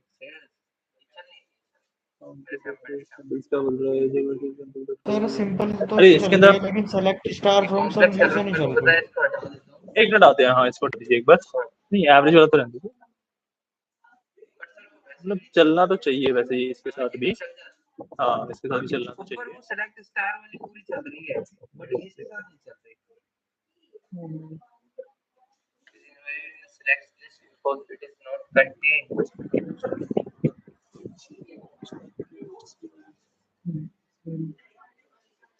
अच्छा हाँ एवरेज वो निकाल रहे हो ना, एवरेज कैसे निकालोगे?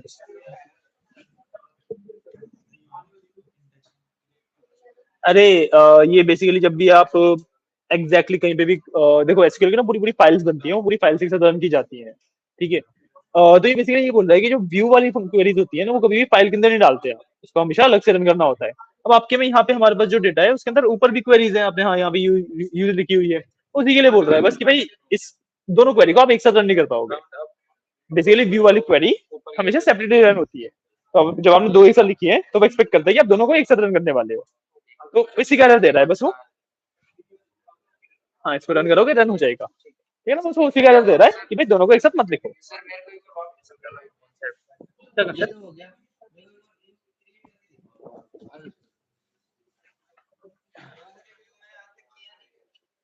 अभी आगे के किसी का रिकम सेट आपने आज तक नहीं करे हैं।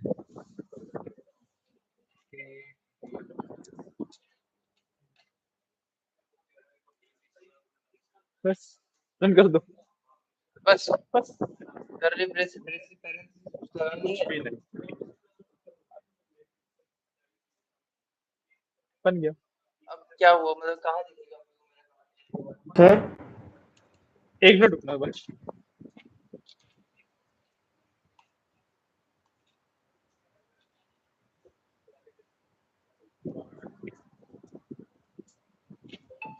बस यही काम होता है व्यू का। हो गया, फायदा क्या है सर व्यू बनाने का? क्वेरी आपको सेव करके रखनी पड़ेगी, एक साथ सर्वर पे सेव होगी बस वो। अच्छा मतलब ये हुआ कि मैं जब एबीसी कॉल करूँ तो क्वेरी चलेगी। हाँ बस ये तो बड़े टॉपिक था। ठीक है। अरे वो सबसे सिंपलेस्ट है। मैंने कभी ट्राई नहीं किया था सर, मैंने कभी सीखा नहीं। ये देखी कोई क्वेरी क्या? इसको रन करना हाँ रन कर दो और क्या। और फिर देखने में बताते कि ये सही। अगला तो लिखा select star from some view. हाँ शॉर्ट फॉर्म में करने के लिए ज्यादा यूज नहीं होता है, इसका मेन जो काम होता है वो ये होता है कि ये क्वेरी ना बाय डिफॉल्ट सिर्फ आपके सिस्टम पे है, ठीक है। तो आपने इसको एक व्यू बना दिया तो एग्जैक्टली जो मेरा एसक्यूएल सर्वर है उस सर्वर के ऊपर चली गई।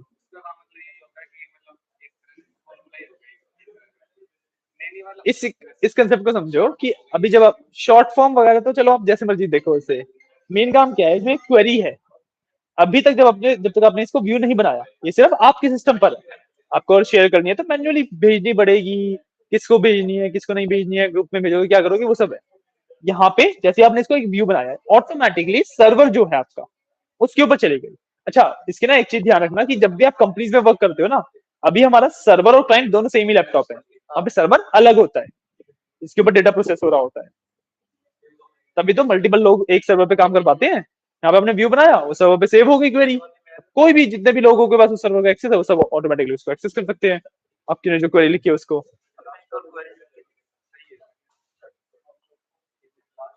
हाँ वंश आप कुछ बोल रहे थे, बोलिए।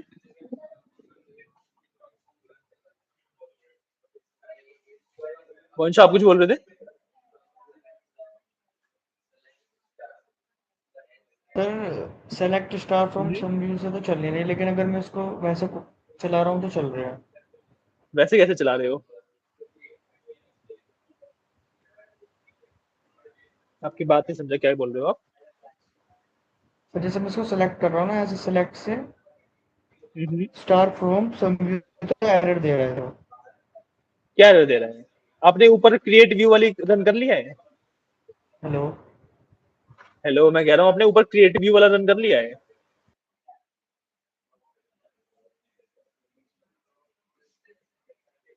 वंश आप ना आ जाया करो, अब ना ऑनलाइन में थोड़ा सा इश्यू रहेगा आपको। हाँ जी, आप बताइए। ओके, समझ आया? समझ आया? क्लियर है? हाँ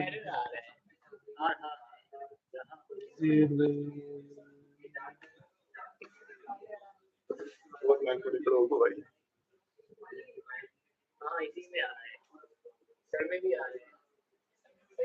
अरे अंडरलाइन को छोड़ो ना, मैं बोला ना कि क्वेरी चल रही है ना, मैं कहीं नहीं लिखा। तो रन करो ना। अगर मेरे में कहीं पे एरर आ रहा है और मैं उसको कुछ नहीं कर रहा हूँ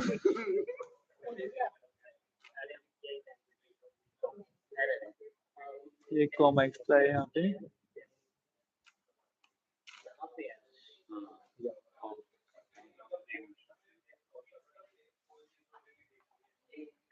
ठीक, ओके, आया ये वाला पार्ट समझ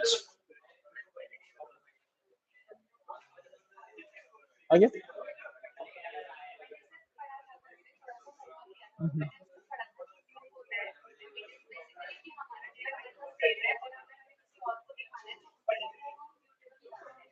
वही बोल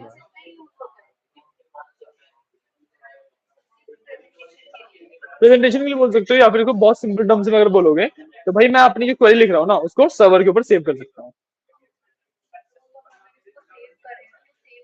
जब आप इसको सेव कर रहे हो तो ये जो फाइल है ये आपके सिस्टम के अंदर सेव हो रही है सिर्फ।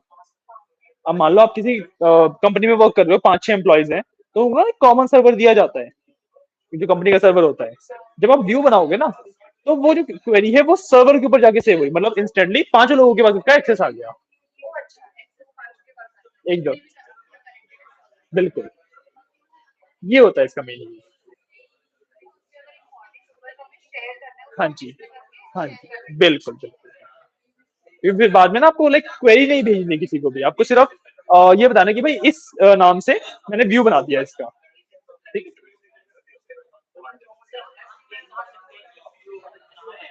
ये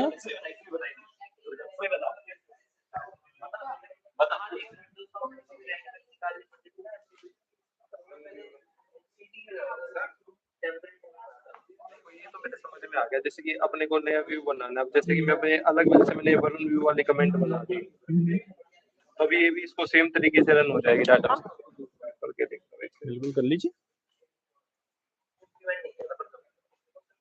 शेयर कर रहा हूँ, आप देख लो एक बार। अभी एक और कंसेप्ट करना है हमें आज, चेक कर रहा हूँ मैं, मेरे को एग्जैक्टली आइडिया नहीं है।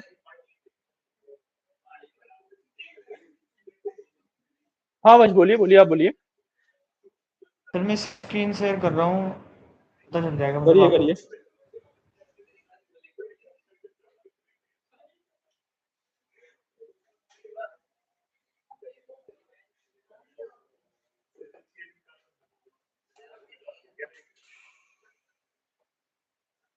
वंश लेट्स डू वन थिंग कि आपका जो डाउट है ना वो हम एक बार क्लास के बाहर लेंगे, ठीक है? अभी एक कंसेप्ट और मेरे को कराना है आज, ठीक है? वो करवा देता हूँ। Yes sir. एंड या ओके,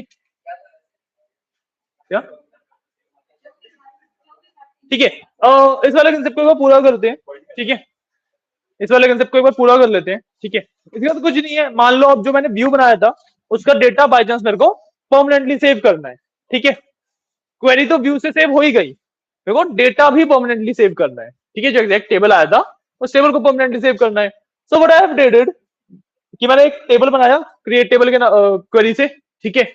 उसके अंदर कॉलम्स वही रखे जो व्यू के आउटपुट में आते हैं, ठीक है। अब मेरे को व्यू में से डेटा इसके अंदर डालना है, तो मैं सब क्वेरीज का यूज कुछ इस तरीके से भी कर सकता हूं। क्या हुआ? क्या हुआ? ओके देन, ठीक है। मैं इस तरीके से भी सब क्वेरीज का यूज कर सकता हूँ, ठीक है। बेसिकली डेटा टेबल में डेटा डालने के लिए हम यूज करते हैं इंसर्ट, तो मैंने पहले वही लगाया इंसर्ट इनटू सम टेबल, मेरा जो टेबल का नाम है दैट इज सम टेबल, ठीक है। Select star from some view, मतलब सम व्यू में जितना भी डेटा था वो सब इंसर्ट हो जाता है आपका टेबल के अंदर, ठीक है। अगर बाई चांस मेरे को व्यू को परमानेंटली सेव करना पड़ जाए तो इस तरीके से आप सेव कर सकते हो। जब आप सब क्वेरीज का यूज कर रहे होते हो तो आपको एक चीज का ध्यान रखना होता है कि जब आप नॉर्मली डेटा की एंट्री कर रहे हो तो आप इंसर्ट इनटू टेबल का नाम देन वैल्यूज लिखते हो, ठीक है। जब सब क्वेरीज में किसी क्वेरी से डेटा आ रहा होता है तो वैल्यूज नहीं लिखा जाता। जब इंसर्ट क्वेरी हम नॉर्मली इंसर्ट अगर मेरे को करना है डेटा को, तो मैं क्या लिखता हूं, इंसर्ट इनटू टेबल का नेम वैल्यूज और फिर डेटा, है ना। बट जब मैं सब क्वेरीज में इंसर्ट को यूज कर रहा होता हूं कि भाई मेरे पास जो डेटा आना है वो मैन्युअली नहीं लिख रहा हूं, किसी क्वेरी के आउटपुट को सेव कर रहा हूं, तो वैल्यूज वर्ड को यूज नहीं करता हूं मैं। देखो मैंने वहां पर वैल्यूज नहीं लिखा हुआ है, यही बता रहा हूं सिर्फ। बस इतने ही आगे मैनेजमेंट। हाँ, यही एक कंसेप्ट बता रहा हूँ बस। सर ये आपने सबको एक बात जो बताया ना क्रिएटिव वाला, तो सही रहा वापस मैंने सिर्फ क्या किया कि मैंने बताया कि व्यू डायनामिक होते हैं, वो बेसिकली क्वेरी सेव कर रहे हैं, डेटा नहीं सेव कर रहे। बट मैं जैसे अगर मेरे को डेटा सेव करना है तो मैं इस तरीके से कर सकता हूँ। मतलब एक टेबल क्रिएट कर दोगे आप, एक नया टेबल क्रिएट किया मैंने, जो फील्ड अपन को डिजाइन वगैरह वो फील्ड ले लेंगे। बिल्कुल, और व्यू का सारा डेटा मैंने सीधा उसके अंदर ट्रांसफर मार दिया।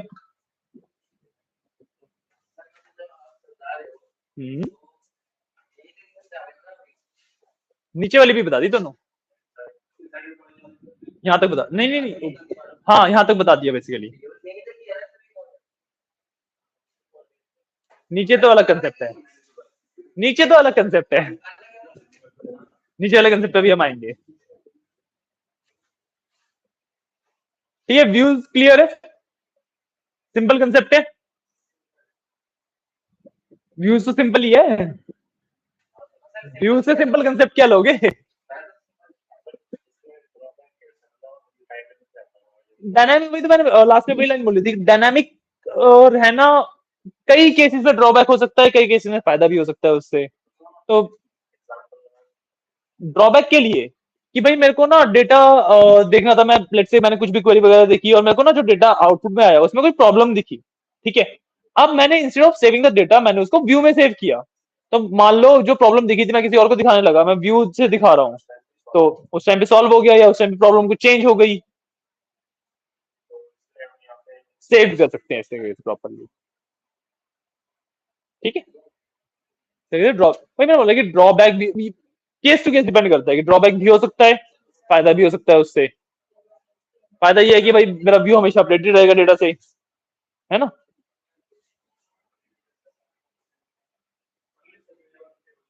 सॉरी, हाँ हाँ कर लो कर लो।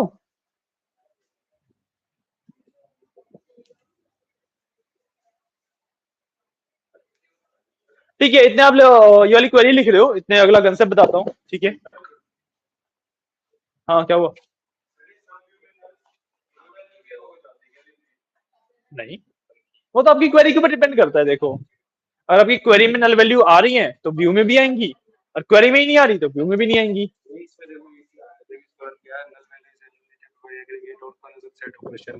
इसमें जो नल वैल्यू आई थिंक उनको हटा दिया गया है।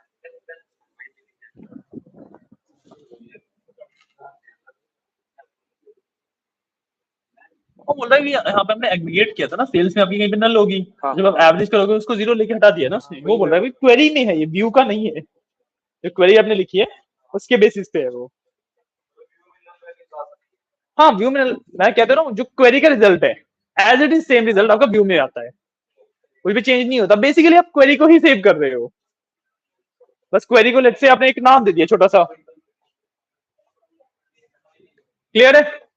तो नेक्स्ट कंसेप्ट की तरफ बढ़ते हैं। ठीक है, नेक्स्ट कंसेप्ट है हमारा फंक्शंस। इसका मान लो मेरे को डेटा सेव करना है, सॉरी इससे तो क्वेरी सेव होती है, यहाँ पे डेटा सेव होता है। क्या क्वेरी नहीं दिखेगी? क्वेरी आपकी सेव हो गई व्यू के नाम से। जब भी आप इस व्यू को रन करोगे ना, एक्चुअली वो सेम डेटा नहीं दिखा रहा, वो इस क्वेरी को रन कर रहा है इंटरनली, जो भी इसका आउटपुट आ रहा है वो दिखा रहा है आपको। पूरी क्वेरी रन करने की जरूरत नहीं पड़ेगी, आप सिर्फ व्यू रन कर सकते हो।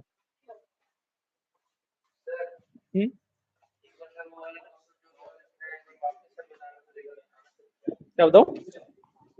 आपने अभी बताया कि जैसे मैंने क्रिएट कर लिया एक व्यू, देखो यहाँ पे, ठीक है, मैंने अभी बनाया, उसके अंदर नाम वाम भी लिख दिया और एक कंडीशन लगा दी, वो चल रहा था बढ़िया। अब इसके बाद मेरे को इसको सेव करना है, तो टेबल बना ली मैंने, एक सब टेबल, ऑर्डर आईडी और सेल्स दिया, बट इधर मेरे को ये चेंज करना चाहिए। हाँ ऑब्वियसली, आपके पास चार, आपकी क्वेरी में चार आउटपुट है। ठीक है, ये सेव कर लिया, फिर सब टेबल में सेलेक्ट स्टार फ्रॉम क्या करूंगा मैं? तो मैं व्यू का नाम, व्यू का नाम, फिर चलेगी। चलो मैं एक बार करके देखता हूं, फिर से सिलेक्ट करके चलाना पड़ेगा, ये चलेगी? बस ये दोनों चलाओगे ना, ये दोनों एक क्वेरी है। मतलब ये टेबल अगर आपने पहले से अलग से बना लिया तो ये बना लो बस, है ना, सेमीकोलन में एलिमिनेट हो रही है चीजें। कौन बुला रहा था? अच्छा,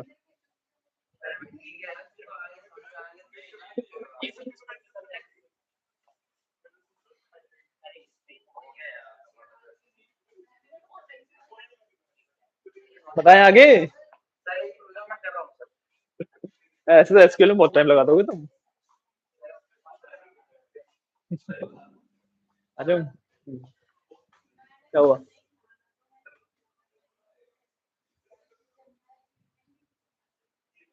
insert some table, हाँ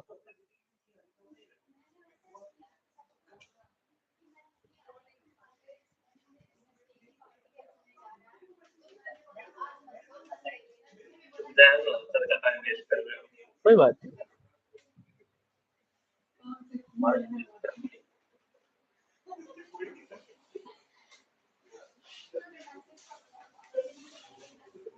मैंने कुछ की लॉक वगैरह लगाया, कुछ रख दो सर।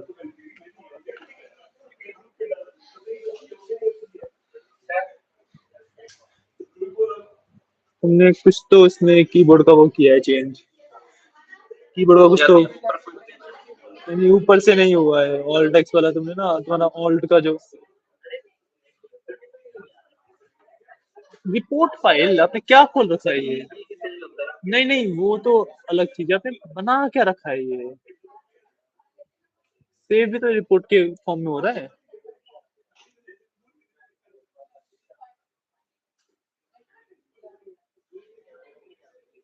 क्या किया है आप लोगों ने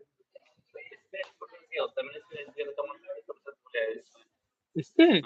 पार्स होता है, इसका कंपाइल होता है सिर्फ, ये सब चेक करता है कि कोई एरर तो नहीं है, एक्चुअली रन नहीं करता। ओके,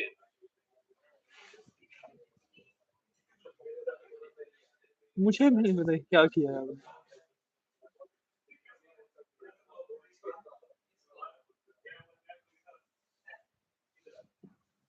सेव कर लेते हैं।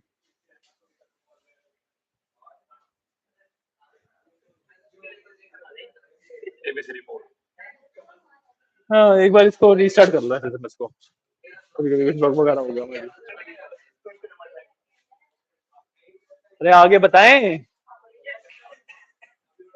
अगला कंसेप्ट जो हम पढ़ने वाले हैं दैट इज ऑफ फंक्शंस। ठीक है, बेसिक तो फंक्शंस का आपको आइडिया है ही। अभी तक हम सम, एवरेज, काउंट, मैक्स, मिन ये सब यूज करते आ रहे थे, ये सब मेरे फंक्शंस ही होते हैं। ठीक है, तो आई थिंक ये वाले बताने की तो जरूरत है नहीं, ये तो आपने एक्सेल में भी पढ़ा था, अब एसक्यूएल में भी ऑलमोस्ट सेम ही है सारे, है ना। तो इन फंक्शंस को ना एक्चुअली जो फंक्शंस है उनको हम दो तरीके से ग्रुप करते हैं।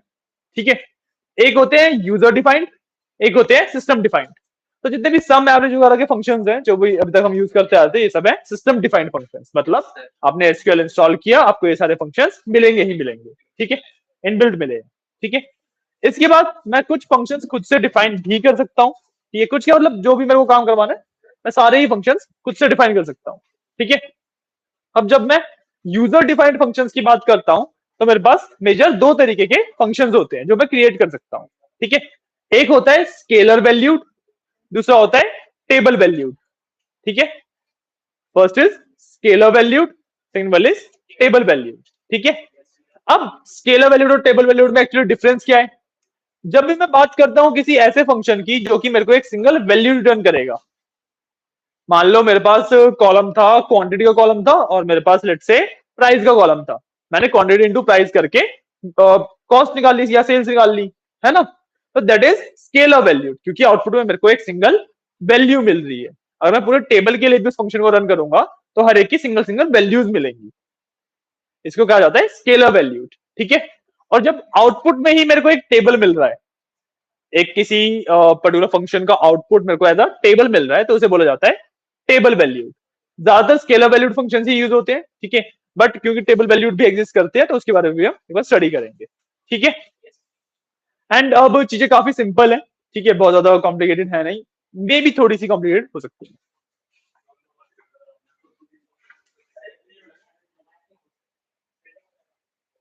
ठीक है। यहां पे देखो सबसे पहले हम स्केलर वैल्यूड की बात कर रहे हैं, ठीक है। यहां पे मैंने एक फंक्शन बनाया है, ठीक है। क्या हुआ? अच्छा,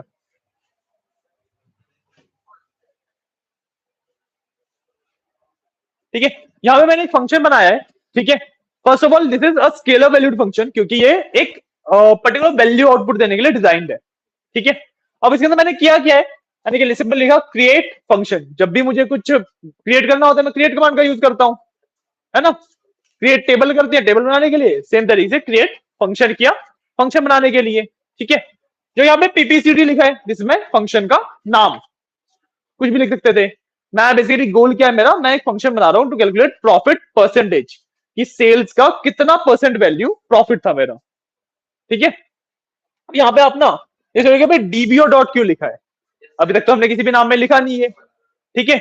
डीबीओ बेसिकली क्या होता है, आपके पास जब भी आप एसक्यूएल की बात करते हो, जब भी आप डेटाबेसेस की बात करते हो, ठीक है, जो आपने कभी सुना होगा आरडीबीएमएस करके कंसेप्ट होता है, रिलेशनशिप डेटा मैनेजमेंट सिस्टम, है ना। तो उसके अंदर जो डेटाबेसेस के बीच में रिलेशंस हैं, जो बैकएंड पे आपका पूरा स्ट्रक्चर चल रहा है, ठीक है, कि किस तरीके से कौन सा टेबल रिलेट कर रहा है, कौन सी प्राइमरी की कहां पे, सॉरी कौन सी फॉरम की किस टेबल को पॉइंट कर रही है, ठीक है। इस सब को जो इस सब की मैपिंग होती है उसको बोला जाता है एक स्कीमा, इसको बोला जाता है स्कीमा, ठीक है।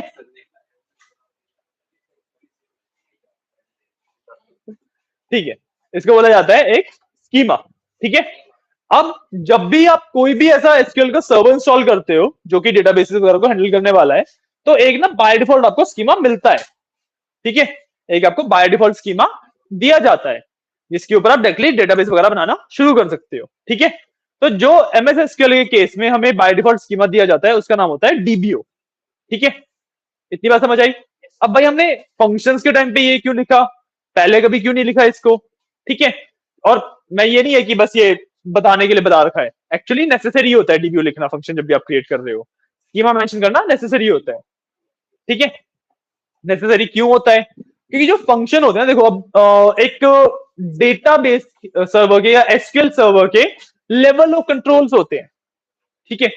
थोड़ा सा हम ऑफ टॉपिक जा रहे हैं, ठीक है, ये वाला पार्ट आपको कहीं पे भी काम नहीं आएगा, but just for your knowledge बता रहा हूँ, ठीक है। तो बहुत ज्यादा ध्यान नहीं दोगे तब भी ठीक है, ठीक है।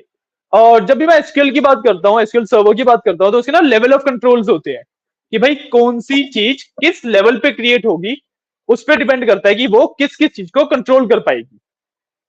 एग्जाम्पल के तौर पर बताऊं, डेटाबेस होता है लेवल 0 के ऊपर, ठीक है, क्योंकि जितने भी आपके व्यूज बनेंगे, जितने भी टेबल्स बनेंगे, जितने भी फंक्शंस बनेंगे, कुछ भी बनेगा सब कुछ एक डेटाबेस के अंदर रहेगा, तो होता है लेवल 0 पे, ठीक है। फिर लेवल 1 पे अगर मैं बात करूं तो मेरे पास टेबल्स होते हैं, मेरे पास कॉलम्स होते हैं, मेरे पास कंस्ट्रेंट्स होते हैं, ठीक है।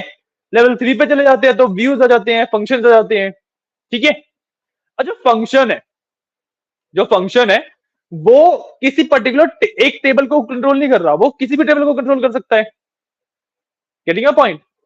जब भी मैं एक सिंपल सम का फंक्शन की अगर मैं बात करूं, ठीक है, तो भाई select sum of sales from choco भी कर सकता हूं, select sum of sales from orders भी कर सकता हूं, मैं किसी भी टेबल के ऊपर फंक्शन अप्लाई कर सकता हूं। बट व्यू वगैरह के केस में ऐसा थोड़ा ना है। व्यू वगैरह में तो जो क्वेरी में टेबल मैंने यूज कर लिया वही है। Getting a point? Getting a point?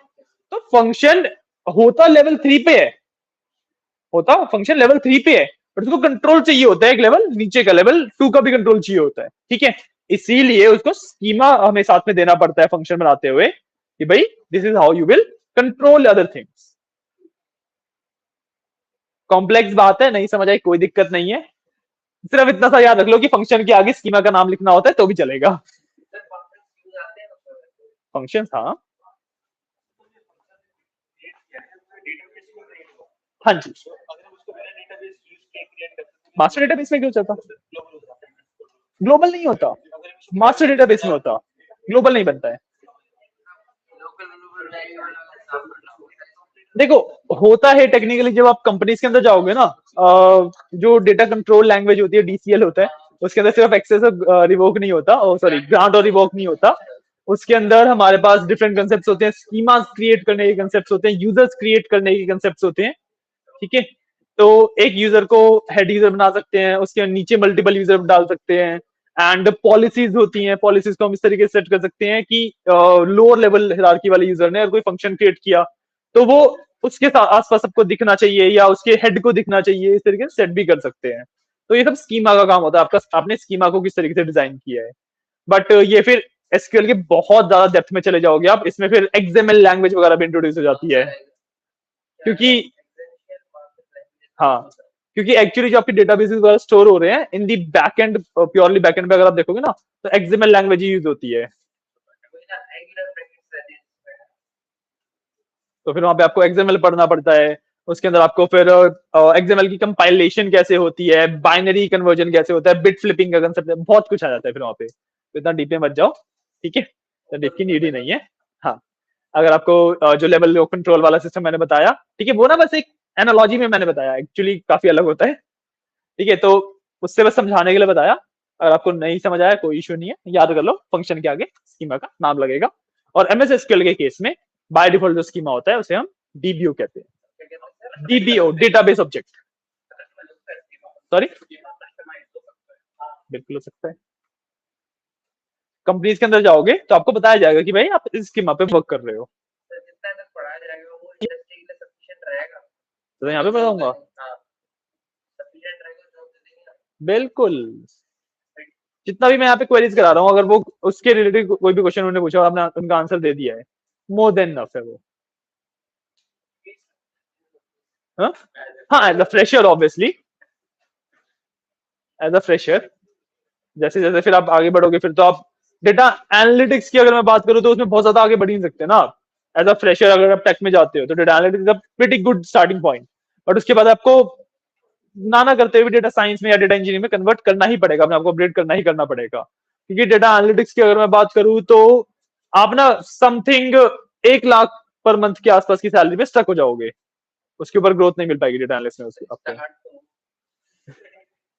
बता रहा हूं मैं, बता रहा हूं। एक तक पहुंचने में यार मेरे कई दोस्त हैं जिन्होंने 2-2 ढाई साल में पहुंच गए हैं, कई दोस्त हैं 7-7 साल से कर रहे हैं वो भी नहीं पहुंच पाए हैं। Depends, totally depends on your skills कि आप कितना वेल वर्स्ड हो चीजों के साथ।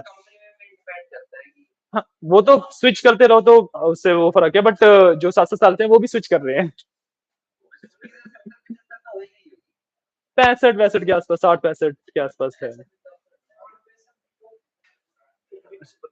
सॉरी, क्या फिक्स है? हाँ, फिक्स चाहिए। नहीं, मैं पूरी सीटीसी की बात कर रहा हूँ, अगर आप उस वे में पूछ रहे हो, मैं सीटीसी की बात कर रहा हूँ पूरी। सॉरी, सब कुछ कटता है इसके बाद उससे।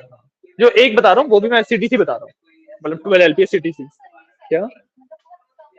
देखो एज अ डेटा एनालिस्ट ना आपको डेटा एनालिस्ट में एंट्री पॉइंट बोला जाता है टेक का, कि एक बार आप डेटा एनालिस्ट में आते हो तो फिर आप टेक के अंदर घुस सकते हो बेसिकली, क्योंकि टेक में ना बैरियर है काफी अच्छा खासा। आपने अगर बिना कुछ भी पढ़े जाने की ट्राई करोगे कभी तो फील किया होगा कि बहुत बड़ा बैरियर है, कंसेप्ट बिल्कुल ही है। मैं बता रहा हूँ टेक में ना काफी बड़ा बैरियर होता है, तो डेटा एनालिसिस जो होता है वो उस बैरियर में से पास करने का एक तरीका है। Once you are into the tech field, आपको जरूरी नहीं है कि आप कोर्स करो, बट आप खुद भी पढ़ना पड़ेगा ही पड़ेगा। टेक की फील्ड ही ऐसी है कि जब तक जैसे ही आपने अपने आप को, हाँ, जब जैसे ही आपने अपने आप को अपडेट करना छोड़ा, एआई आके जॉब खा लेगा। इट्स लाइक कि आप एआई से रेस कर रहे हो, ठीक है, एआई अभी बहुत पीछे है, बट अगर आप वहीं पे खड़े हो गए तो इवेंचुअली एआई पहुंच जाएगा वहां तक।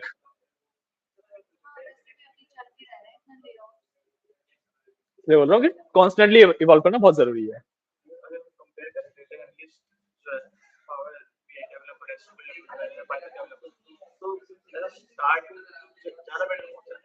As a start definitely data analyst, क्योंकि जब भी आप एसक्यूएल डेवलपर की बात कर रहे हो, पावर बीआई की या पाइथन की बात कर रहे हो, तो वो उस एक पर्टिकुलर सब्जेक्ट के ना स्पेशलाइज्ड है। स्टार्ट तो वो सभी से करेंगे, जैसे आपने as a data analyst start किया, आपको जो भी अच्छा लगा उसके अंदर आप फिर और ज्यादा पढ़ते गए तो आप फिर उसके स्पेशलाइज हो जाओगे, तो फिर आप उस पर अपडेट कर सकते हो।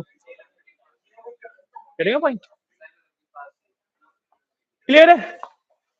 ओके, हम बैठ ही गए थे। चलो ठीक है, आज सिर्फ स्केलर वैल्यूड करेंगे, टेबल वैल्यूड कल कर लेंगे, ठीक है? क्या हुआ, थक गए?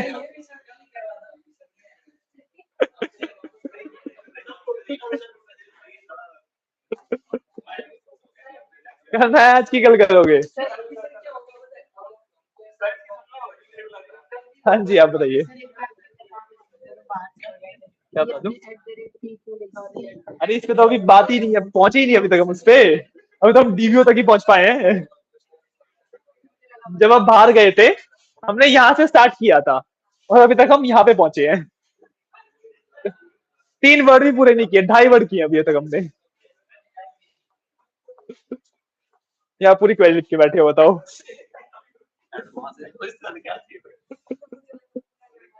हाँ जी, इधर तो देखो सर, आपने जो रिव्यू बताया सिग्मा की लैंग्वेज है, बट सिग्मा की लैंग्वेज नहीं, स्कीमा। स्कीमा है, तो बट मैंने जब पीडी डेटाबेस हाँ, नहीं नहीं, डेटाबेस इज डिफरेंट। डेटाबेस की भी ऊपर वाली लेयर पे होता है स्कीमा।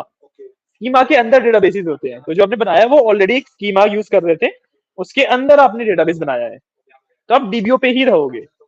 आपको स्कीमा बनाना आता ही नहीं है, तो जब भी मैं डीबीओ लिख रहा हूँ डीबीओ ही लिखना है आपको भी, ठीक है? नहीं नहीं नहीं नहीं नहीं, डीबीओ ही लिखना है। आप even when you are in a company, आप तब भी स्कीमा नहीं बना पाओगे। स्कीमा बनाना बहुत हार्ड चीज होती है।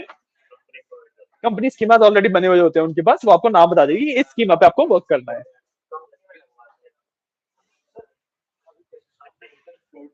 हाँ जी, सॉरी। हाँ हाँ हाँ,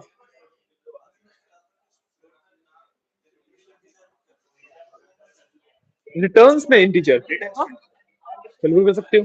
देखो जो ऊपर हमने फ्लोट फ्लोट लिखा है ना, दैट इज की पैरामीटर फ्लोट वर्क के डेटा टाइप में आएंगे, और रिटर्न फ्लोट का मतलब है कि फंक्शन का जो आउटपुट है वो फ्लोट में होगा। अगर आपने रिटर्न इंटीजर लिखा है और आप आउटपुट फ्लोट में दे रहे हो तो एरर देगा वो, ठीक है ना? तो आपको वही डेटा टाइप लिखना है जिसमें आपका फंक्शन आउटपुट देगा। चलो ठीक है, फंक्शंस का टॉपिक फिर कल करेंगे, ठीक है? हम लोगों की हालत खराब हो गई है। हाँ जी,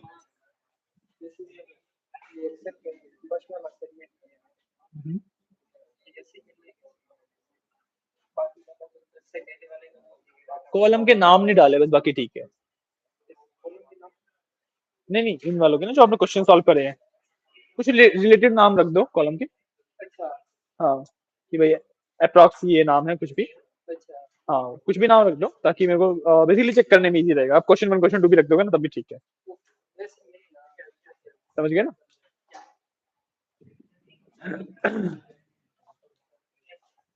ठीक है, आज के लिए इतना रखते हैं। हमने कोरिलेटेड सब क्वेरीज कवर कर लिया है और व्यूज वाला पार्ट कवर कर लिया है, ठीक है? फंक्शंस का टॉपिक फिर हम कल स्टार्ट करेंगे। ओके, चलिए आज के लिए इतना ही, थैंक यू। सर अब कर दूं शेयर इस पे? हाँ हाँ, अब आप बताओ क्या डाउट है आपको?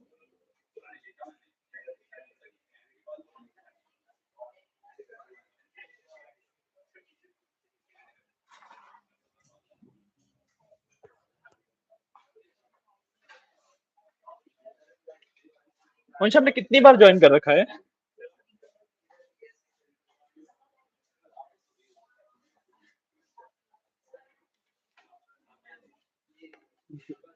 इसका असाइनमेंट ऐसे नहीं है जैसे इसका नाम किया ये क्वेश्चन है ना? हाँ ठीक है, ग्रुप पे डालना है बस, जो फाइल होगी ना ग्रुप पे पोस्ट कर देना। हाँ जी हाँ जी वंश दिखाइए दिखाइए, देख रहा हूँ मैं।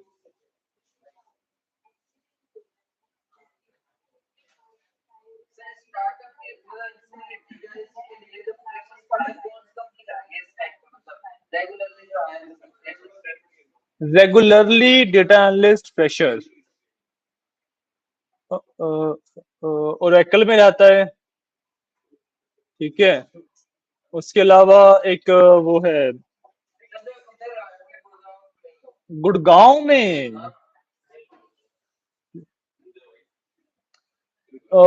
गुड़गांव में आसपास वो है एक डेटा ईज करके कंपनी का नाम है। एंटिटी डेटा, वो तो सिर्फ डेटा एंट्री वाली काम मैनेज करते हैं वो। हाँ वो एक्सेल वाला काम है वो। नहीं नहीं एंटिटी डेटा की बात कर रहा हूँ मैं। एंटिटी डेटा एक कंपनी है जो जितने भी एग्जाम्स वगैरह होते हैं ना, गवर्नमेंट एग्जाम्स वगैरह, इन सब के डेटा को एक्सेल में मैनेज करने का काम होता है इनके पास। हाँ पता है, इसमें जाने का पॉइंट नहीं है, ये वो 18-20 हजार वाली जॉब्स है ये, मैं बता रहा हूँ। डेटा ईज करके है एक कंपनी, बट ये लेगी, फ्रेशर को ले रही है, बट अच्छे खासे स्किल्स वालों को ले रही है। डेटा ईज ये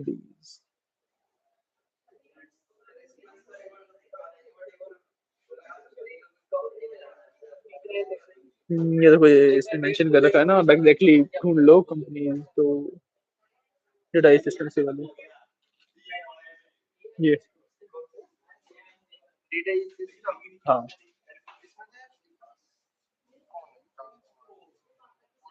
इसके अंदर है। और बाकी तुम ना, वंश आपकी स्क्रीन फ्रीज है, मेरे को कुछ भी समझ नहीं आ रहा है। बाकी तुम जो कंसल्टेंसी सर्विसेज होती है ना उनके पास जा सकते हो, काफी एक अच्छा ऑप्शन है जॉब लेने के लिए, अगर आपको प्रॉपर जॉब चाहिए। एक कंपनी है एबीसी कंसल्टेंट्स करके है, उस पर जा सकते हो। एबीसी कंसल्टेंट्स, वंश निकल ही गया। हाँ ये है यार, ये दिल्ली में है। मतलब जॉब ये एग्जैक्टली जॉब इस कंपनी में नहीं मिलेगी, ये कंपनी जॉब दिलवाने का काम होता है इनका, काम है बीच का काम है। हाँ बेसिकली हाँ, तो जब भी ये आपको किसी कंपनी में हायर करवाते हैं तो कंपनी इनको पे करती है। हाँ उसको पता भी है। कांटेक्ट कर सकते हो, मेल कर सकते हो, जा सकते हो, आपको कुछ पे नहीं करना है। ये आपसे आपका इंटरव्यू वगैरह से पूछ लेंगी, आपको जज करेंगी कि आपके पास इतनी इतनी स्किल्स हैं, और उसके हिसाब से आपको आगे कंपनी में भेजती है। इंटरव्यू आपको फिर से उन कंपनी में देना पड़ेगा डेफिनेटली, बट ये इंटरव्यू वगैरह शेड्यूल करवा देते हैं।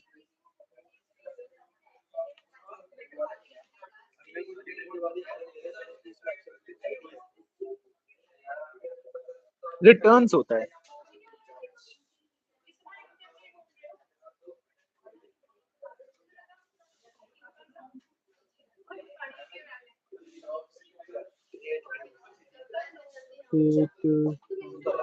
अरे आपने पूरे को रन किया ना, सेलेक्ट करके रन नहीं किया।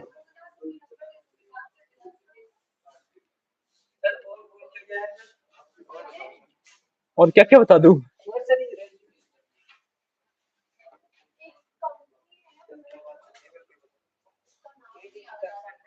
प्रोफेशनल समरी मिसिंग है, एजुकेशन नीचे आता है, इसके ऊपर आता है प्रोफेशनल समरी होनी चाहिए, ठीक है। उसके बाद एक्सपीरियंस आएगा, ठीक है। उसके बाद आपकी टेक्निकल स्किल आएंगी, फिर प्रोजेक्ट्स, फिर एजुकेशन, और लास्टली सर्टिफिकेट अचीवमेंट। हाँ जी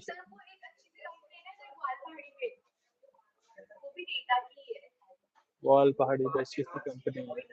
इन्होंने मुझे एक लिंक्डइन प्रोफाइल भी दी थी किसी की पूरी कोई है नाम बस याद नहीं आ रहा वो भी चल रही है हायरिंग। वॉल पहाड़ी यार वहाँ पे कंपनी तो काफी सारी हैं। अरे वो फेमस है वो डेटा की ही है। डेटा की डेटा ब्रिक्स की बात कर रहे हो? डेटा ब्रिक्स डेटा ब्रिक्स की ब्रांच है ना वहाँ पे? डेटा ब्रिक्स तो उसका अमेजोन का वो है ना, चाइल्ड कंपनी। डेटा ब्रिक्स एक कंपनी है, अमेजोन की चाइल्ड कंपनी है। वो हायरिंग वगैरह नहीं करते यहाँ पे।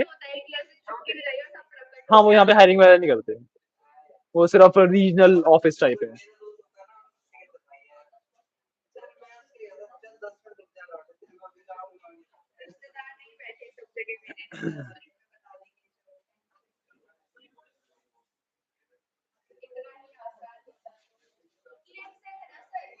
ई एक्सेल बहुत अच्छी सी कंपनी है। अच्छी सी मतलब देखने में अच्छी। मेरा ई एक्सेल के साथ। हाँ ठीक है, ये एक्सेल मतलब मेरी पर्सनल उससे थोड़ी सी दिक्कतें हैं। हाँ मतलब एज अ जॉब के अगर पर्सपेक्टिव से तुम देख रहे हो तो ठीक है, तुम वहाँ पे जॉब कर सकते हो, वर्क कल्चर अच्छा है, सैलरी अच्छी देते हैं, ठीक है। हाँ हाँ हाँ। एक्सेल के साथ मेरे को दो बड़ी दिक्कतें हैं। उसका जो डायरेक्टर है उसके साथ लड़ाई हो रखी है मेरी एक बार किसी एक बात पे। एक कॉमन क्लाइंट था जो पहुंच किया था तो उस बेसिस पे। और दूसरा वहाँ पे जो इंटरनल ग्रोथ वाली बात करी वो, या तुमने एक बार ज्वाइन किया तुम्हें 2 साल के अंदर स्विच करना ही पड़ेगा। 2 साल के अंदर स्विच करना ही करना पड़ेगा।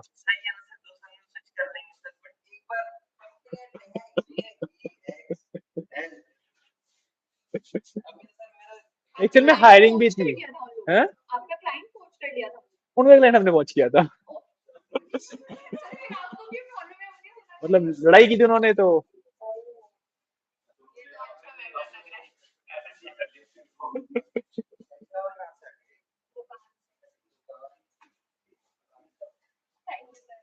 ऑन रिकॉर्ड बोल रहा था मैं ये सब।